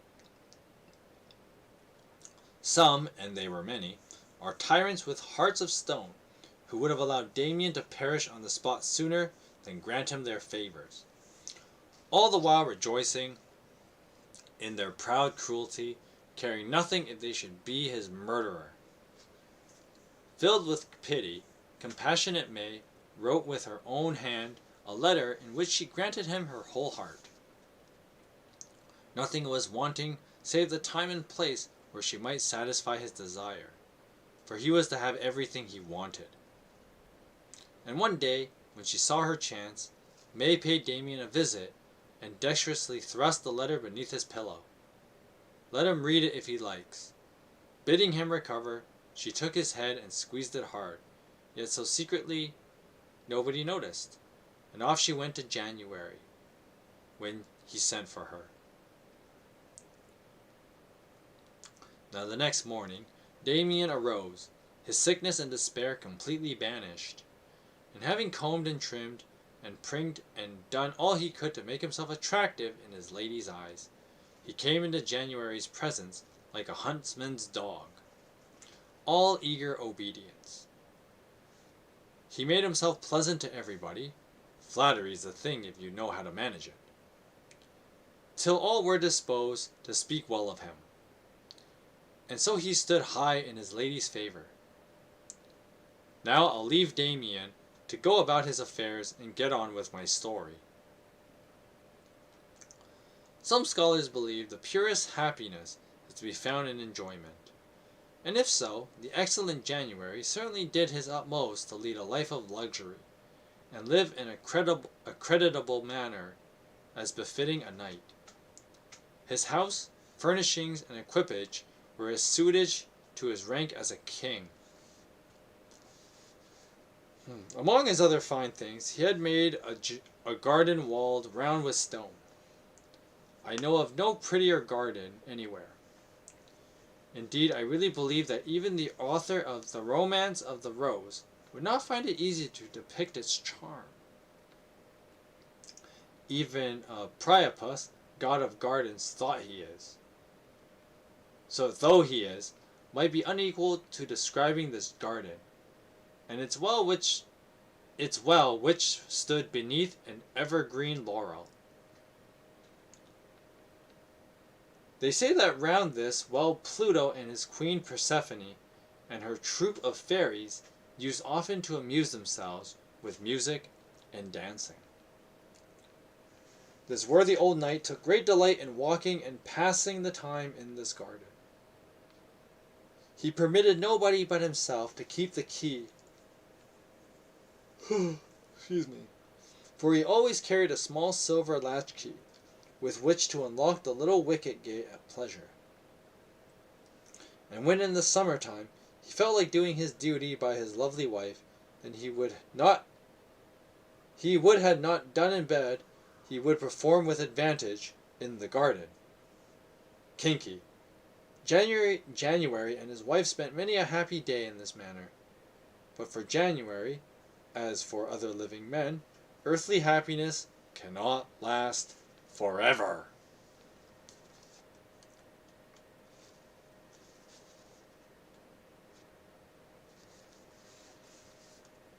O sudden chance! O unstable fortune! Deceitful as the scorpion whose head fascinates the prey it means to sting, and whose venomous tail is death. O insecure joy!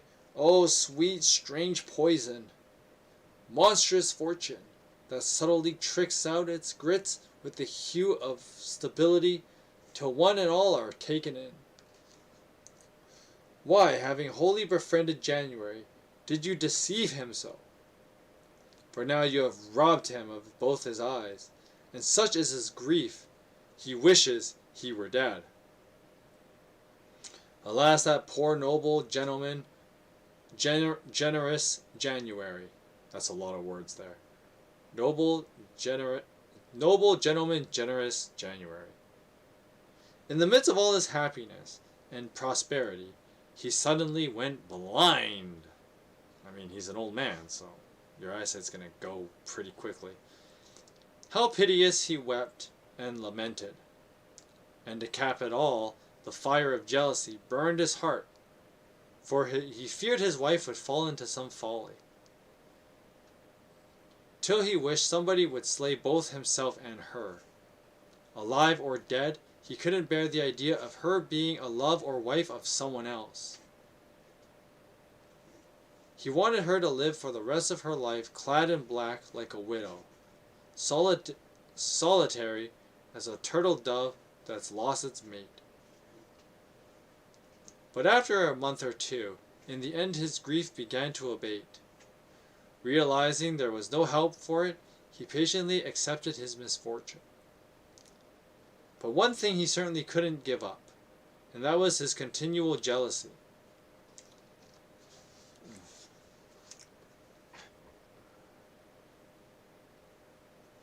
This jealousy was so overriding he wouldn't allow May to go anywhere, his own hall, the houses of others, any place whatsoever, unless he kept his hand upon her all the time. The lovely May shed many tears over this, for she loved Damien so dearly that she felt she must either have him as she wished or die on the spot. And so she waited for her heart to break. As for Damien, he became the saddest man you ever saw. At no time could he say a word so to pretty May about anything to the purpose without January hearing it, for his hand was always in her. His hand was always in hers. That came out terribly wrong. They were holding hands. Nevertheless, what with secret signals and writings of notes back and forth, he was able to communicate with May, and she knew what schemes he had in mind. Ah, January, what good would it be to you if you could see as far as the furthest horizon, as well be blind and deceived as have eyes and still be deceived? Argus had 100 eyes, but was blind for all his peering and prying. And like many another, Lord knows who's convinced to the contrary. All I have to say is, what the eye doesn't see, the heart doesn't mourn for. This is where we get that phrase, out of sight, out of mind. This kind of idea. I mean, it's kind of true, right? If you can't see something, you can't really care about it. If you can't see something, you can't really care about it, which is why you can't mourn what you can't see. That's kind of the logic here.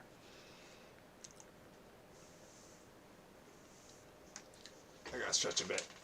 I'm feeling a little bit of like fatigue. Like I said, this merchant tale is really long, so we just got a little bit more though. It's not too much. Only another 4 pages. Probably take me another 20 minutes to read that. So, and that's not even including any like tangent interruptions or anything like that. I just gotta stretch a bit. I mean, I should have done like an hourly posture check. I should do that for every stream, honestly. I'm getting old, you know. Anyway, let's continue. Lovely May, whom I spoke of just now, took a wax impression of the latchkey January carried for the little wicket gate, by which he used to enter his garden. And Damien, knowing exactly what she had in mind, forged a counterfeit key in secret. There's no more to be said, but soon enough some remarkable developments will take place connected with the wicket gate, which, if you wait, you'll hear about. Noble Ovid, a new character, the Lord knows how you speak very truly when you say that, however ingenious and elaborate the stratagem, love will somehow find a way. Take a lesson from Pyramus and Thisbe. Though closely guarded on every side, they reached an understanding by whispering through a wall. Now who could have found out a trick like that? But to my theme, in the worst week of June, it happened that January, egged on by his wife, took a fancy to amuse himself alone with her in the garden. And so one morning he said to her, "Rise up, my wife, my lady and my love. Sweet dove, the voice of the turtle is heard. The winter is past, the rains are over and gone. Come forth with thy dove's eyes. Thy breasts are sweeter than wine. The garden is enclosed all about. Come then, my snow-white bride. My sweet wife, you've stricken me to the heart, that's for sure. I can find no spot in thee. Then come, and let us take our pleasure, for I choose thee for my wife and my solace." Such were the lewd old tags he used. May signaled Damien to go in front with his latchkey. So Damien unlocked the wicket gate and slipped inside in such a way that nobody saw or heard him. Then he crouched quietly beneath a bush. January, blind as a stone, took May by the hand and went alone with her into his enchanting garden. Smartly, he clasped the wicket gate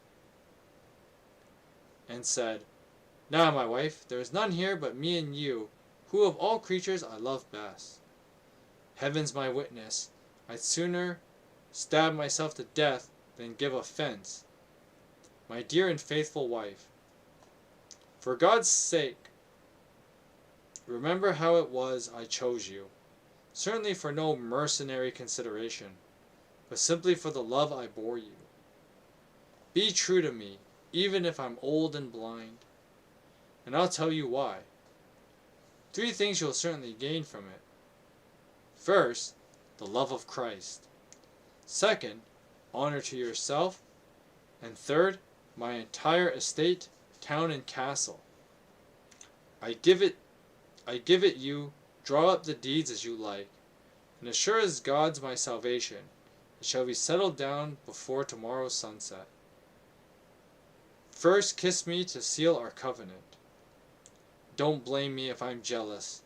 My thoughts are so bound up with you that whenever I think of your beauty, I am then torn, and then of my unpleasing old age.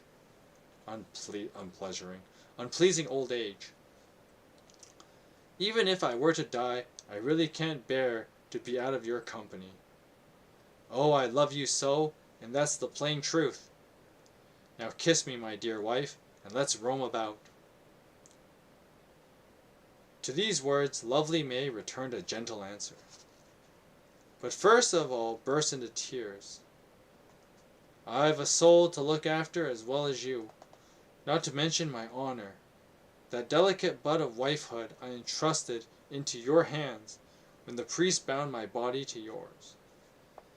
So if you don't mind, my dearest lord, this is my reply.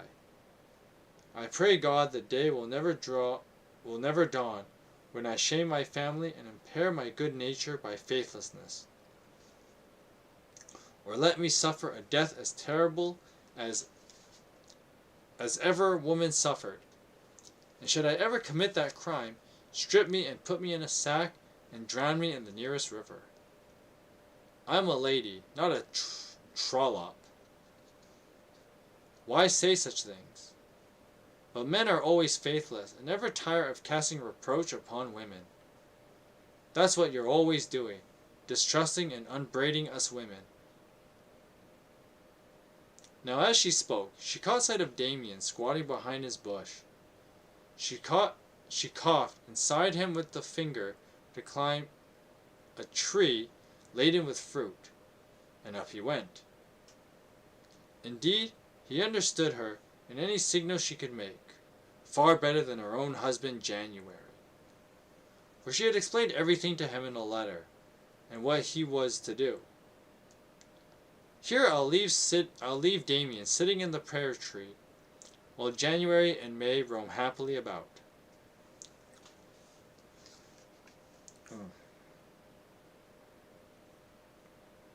I'm starting to feel it.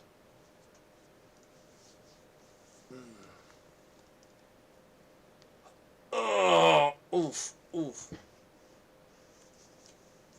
January's not the only one that's falling apart here. I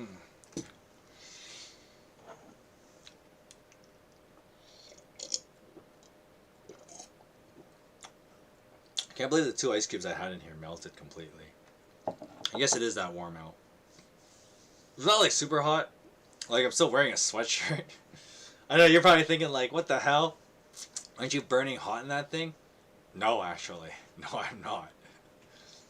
It's not as hot as I thought it'd be, but it's not cold either. Which is nice. Because, you know, Vancouver is known for like bad weather, but being super cold, I mean, it's not super cold ever, and like, because it's a coast city, right? So coast cities, the best part about coast cities is that it never like goes super cold or super hot. So I can never complain about like the weather for the most part. I mean, yeah, sure, it rains, and the rain is kind of like a bone chill rain when it's like the winter. It never, well, no, I shouldn't say it never snows, but it doesn't snow too often. Like with Vancouver, there's no in between. It's either like it doesn't snow or it's like really terrible. There is no in between. There's no like light snow just for like, you know, make some little snowman with like light snow. No, it's either like no snow or tons of snow that blocks roads. There's no in between in this town. And the same with like summer. Either it's like it's not hot at all, or it's really hot. There's no in between. And then, but then, like, it's not that hot compared to, like, I don't know, Texas. I hear stories about, like, 110 degrees. Like, oh god, just the concept of anything going over 100 degrees is just hellish. How do you people even survive? But anyway, okay, gotta stretch a bit more, and then we'll get back to reading. I just can't let the I feel a little bit of fatigue, but we're almost done, guys. We're almost done. We're gonna finish this, and then I'll be able to rest after. Bright was the day, and blue the sky, and Phoebus, then by my reckoning in Gemini, so like late May to mid-June, not far from his maximum northern declination, Cancer, which is the exaltation of Jupiter, was sending down his golden rays to cheer the flowers with his warmth. See, now we're reading in the right month, because it's June in this story, and it's June right now. Mm-hmm. Now it happened that on that bright morning, Pluto, the king of fairy, accompanied by many ladies in the train of his wife, Queen Persephone, whom he had carried off from, how the hell do you say that? Etna. Etna? Is Etna. Etna. I actually don't know how to pronounce this word very well. It's a weird diphthong that I never can do it right.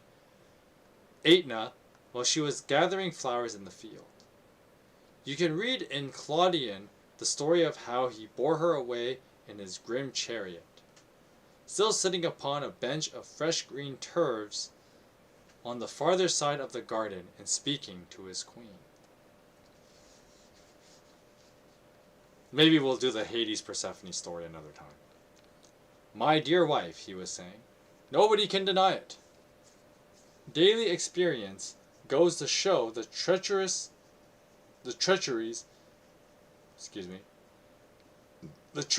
you women practice upon men. I could give you 100,000 notorious instances of your dishonesty and fickleness. O wisest Solomon, richest of the rich, full fraught with wisdom and glory, how memorable are your savings for anyone who has wit and intelligence, who has wit and intelligence. For thus he appraises the goodness of men. One man among 1,000 have I found, but a woman among all those have I not found. Thus spoke the king, and he was acquainted with the wickedness of you women. Nor I believe does Jesus the son of Sirach, so not,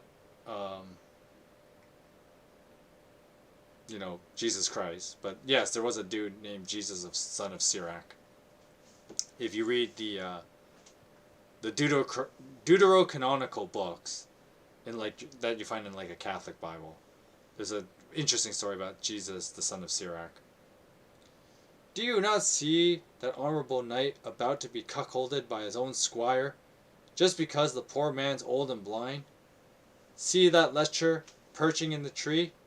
Now I will grant a royal boon. The moment his wife begins to deceive him, this good old and blind knight shall receive his eyesight back again. Then all her harlotry shall be made plain to him, a reproach to her and others like her.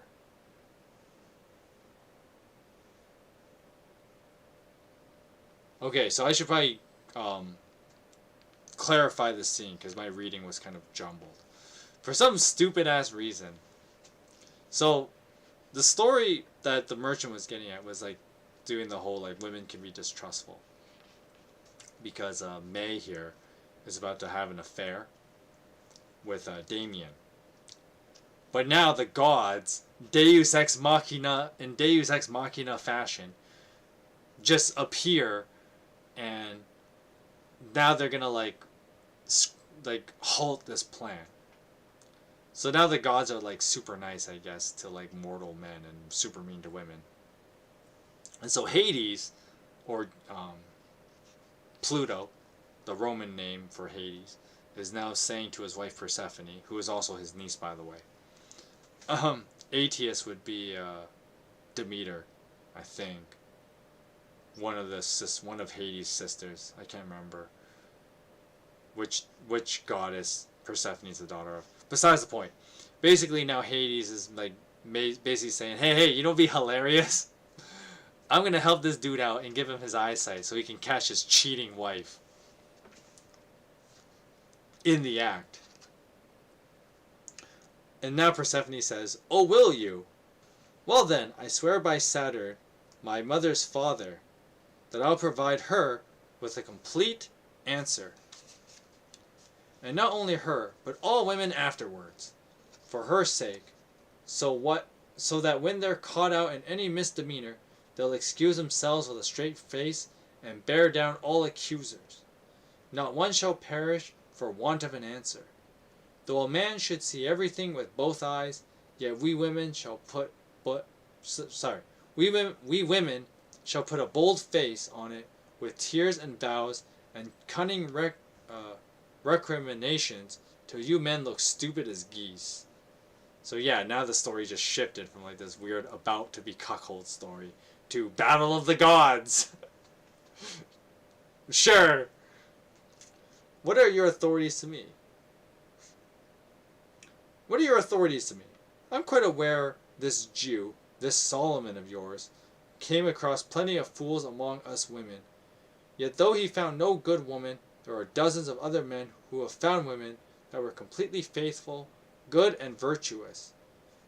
For example, those who now dwell in heaven with Christ, who prove their constancy by their martyrdom. And besides, Roman history preserves the memory of many a true and faithful wife. Now, sir, don't lose your temper. Even if Solomon did say he found no good woman, pray consider the man's drift. He meant that sovereign goodness resides only in God, who dwells in the Trinity. She's not wrong. Well then, why in the name of the one true God do you make so much of this Solomon? So now the Battle of the Gods is talking about God. It's kind of funny. When did this turn into like a weird ass comedy? I don't know. What if he did build a temple to the Lord and was rich and glorious? He also built temples for false gods. How could he do a thing more forbidden? Excuse me. You can gild his reputation as much as you like, yet he remains a lecher, an idolater who forsook the true God in his old age. And had God not spared him, according to the Bible, for his father's sake, he would have lost his kingdom sooner than he expected. I don't give a rap for all the slanders you men write of women, but I must speak or burst. I am a woman. If he calls us spitfires, good manners aren't going to stop me from reviling a man who tries to slander us. I'd sooner have my hair cut off.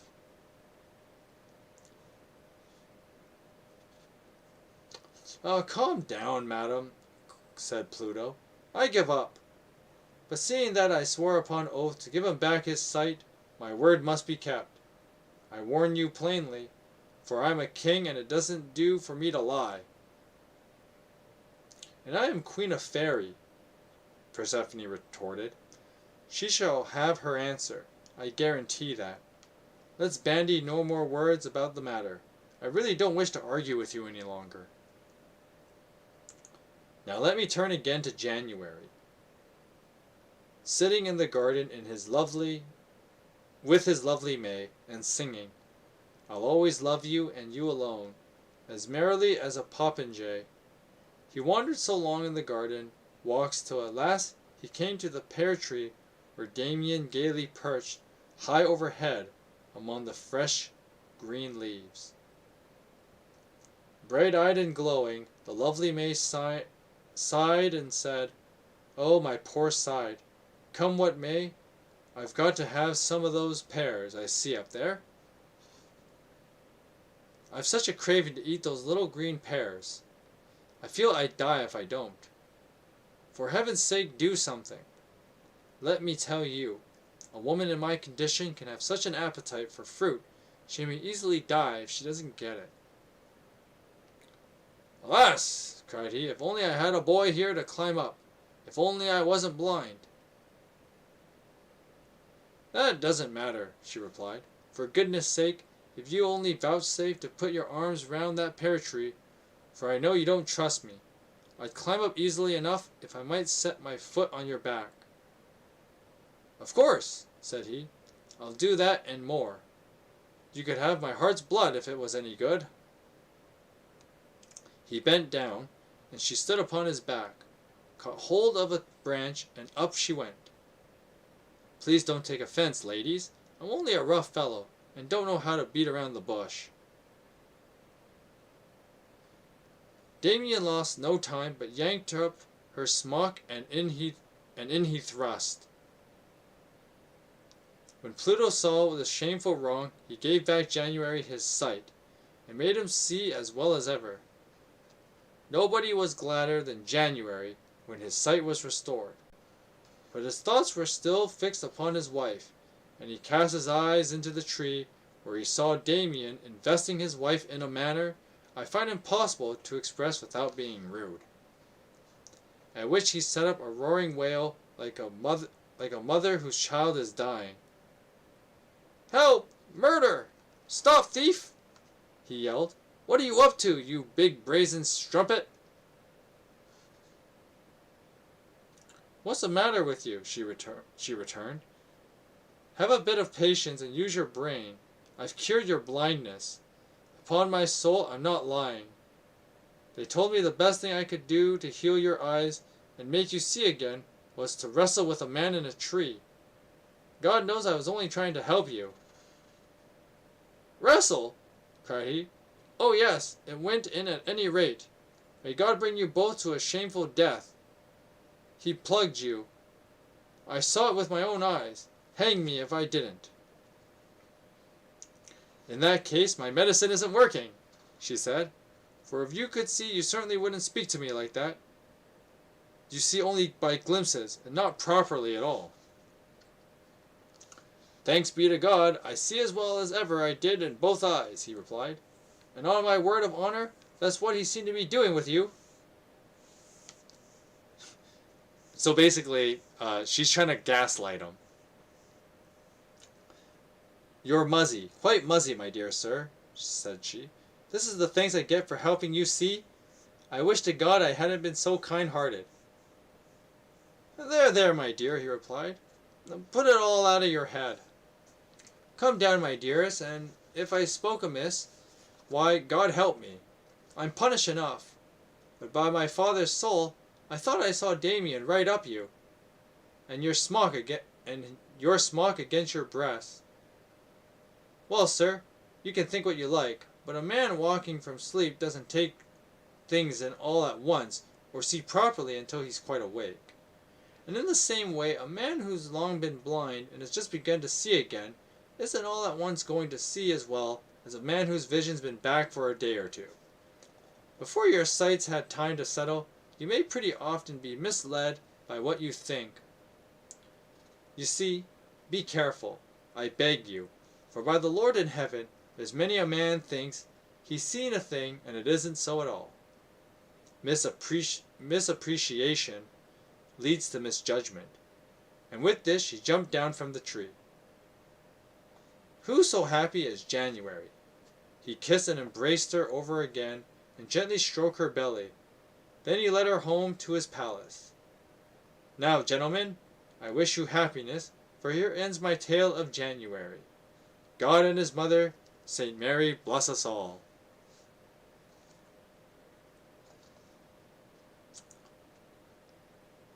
Epilogue to the Merchant's Tale. "Oh, then," our host cried out, "well, mercy of God! May the Lord keep me from a wife like that! Look what tricks and dodges women get up to.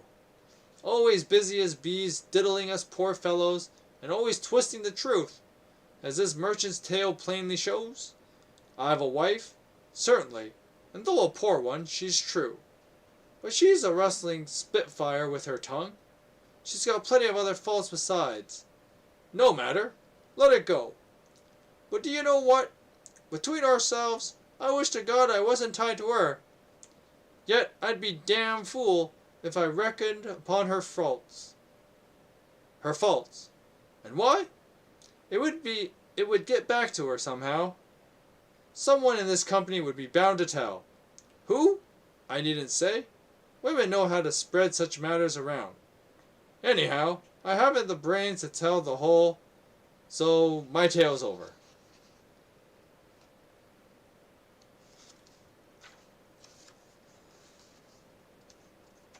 And that's the end of the Merchant's Tale. Which has like such a comedic ending. Like, you're probably thinking like, what the hell? It's like, but I mean, the Merchant's Tale is just kind of like, he just wanted to have that moment of like showing May being like a terrible wife, and then like the most ridiculous like comedic scenario of like her getting caught like cheating on her husband, and then her coming with like the best answer to get out of it. And I guess January is just that dumb because, I mean, the whole point of the story is that like women are just so crafty that they can just trick men out of everything because men are dumb. And so that's the reason why like we have problems. women are crafty and men are dumb. And that always leads to all kinds of terrible things. That's kind of what the Merchant's getting at. But of course someone like him would come up with that kind of mindset. But as I mentioned before at the beginning of the Merchant's Tale, he's all like very self-serving and hedonistic. And so in the Old Knight, he kind of portrays a character like himself. It's a person who just wants his lively pleasures. But women are quick to take advantage of men and their pleasures. And women being even quicker to only satisfy their own pleasures.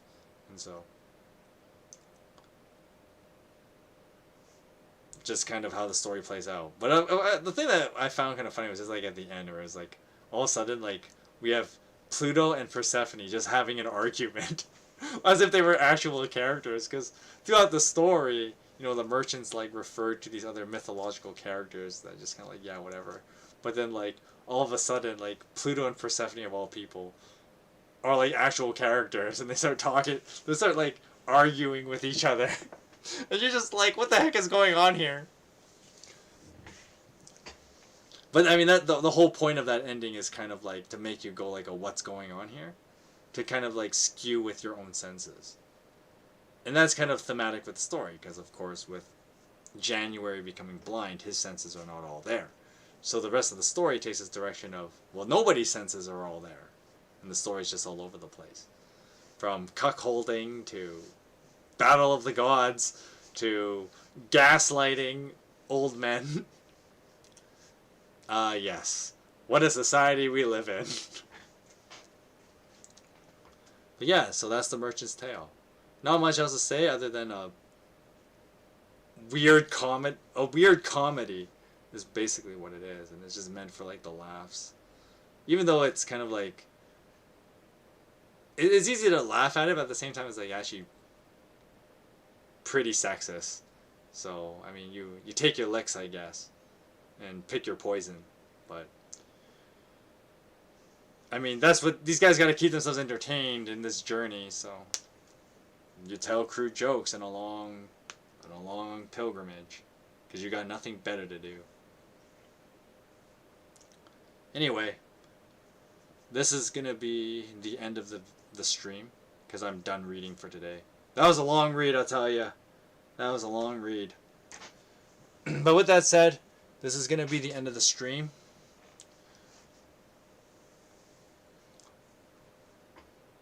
I'm not sure if I'm not sure if I'm gonna stream anything this week.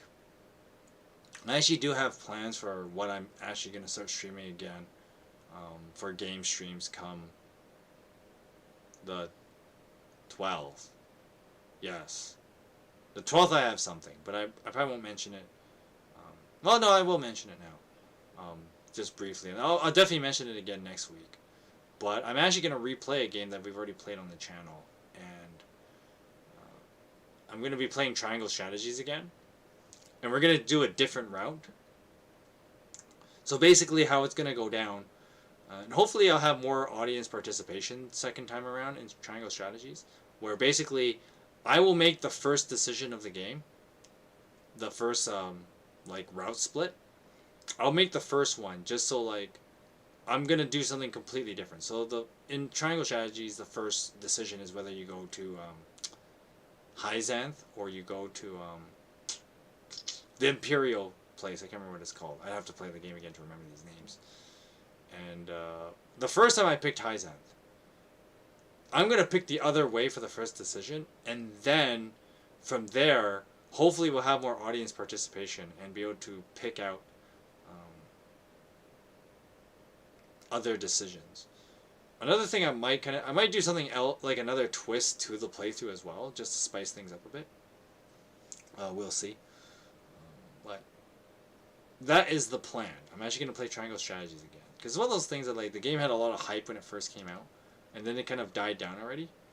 Because, I mean, games kind of don't have long shelf life these days. Because it's always like, what's the next new thing, right? But I think I'm down to play Triangle Strategies again. It's been a year. I know, it's weird. It's already been a year. It's been a year, so I'm going to play it again, actually, on the channel. And so that is going to be our new project. Because I'll be playing Triangle Strategies again, and we're going to throw up some kind of twist in there at some point. So, with that said, I hope you guys look forward to that. But next week, I'm not sure we're going to stream on like the 5th and the 7th. So, probably not. We'll see. But on the 12th of June, we'll be back with Triangle Strategies. We'll be doing a second playthrough of it. And so, that's the plan. And then next week, we just have Throwback Thursday planned. And we'll have our next Canterbury Tales read, which we're coming to the end of the Canterbury Tales. We probably have like 3 more weeks of it at most. So we'll be done by mid to late June for the Canterbury Tales. And then we'll see what we do for our next reading project. But with that said, this is going to be the end of the stream.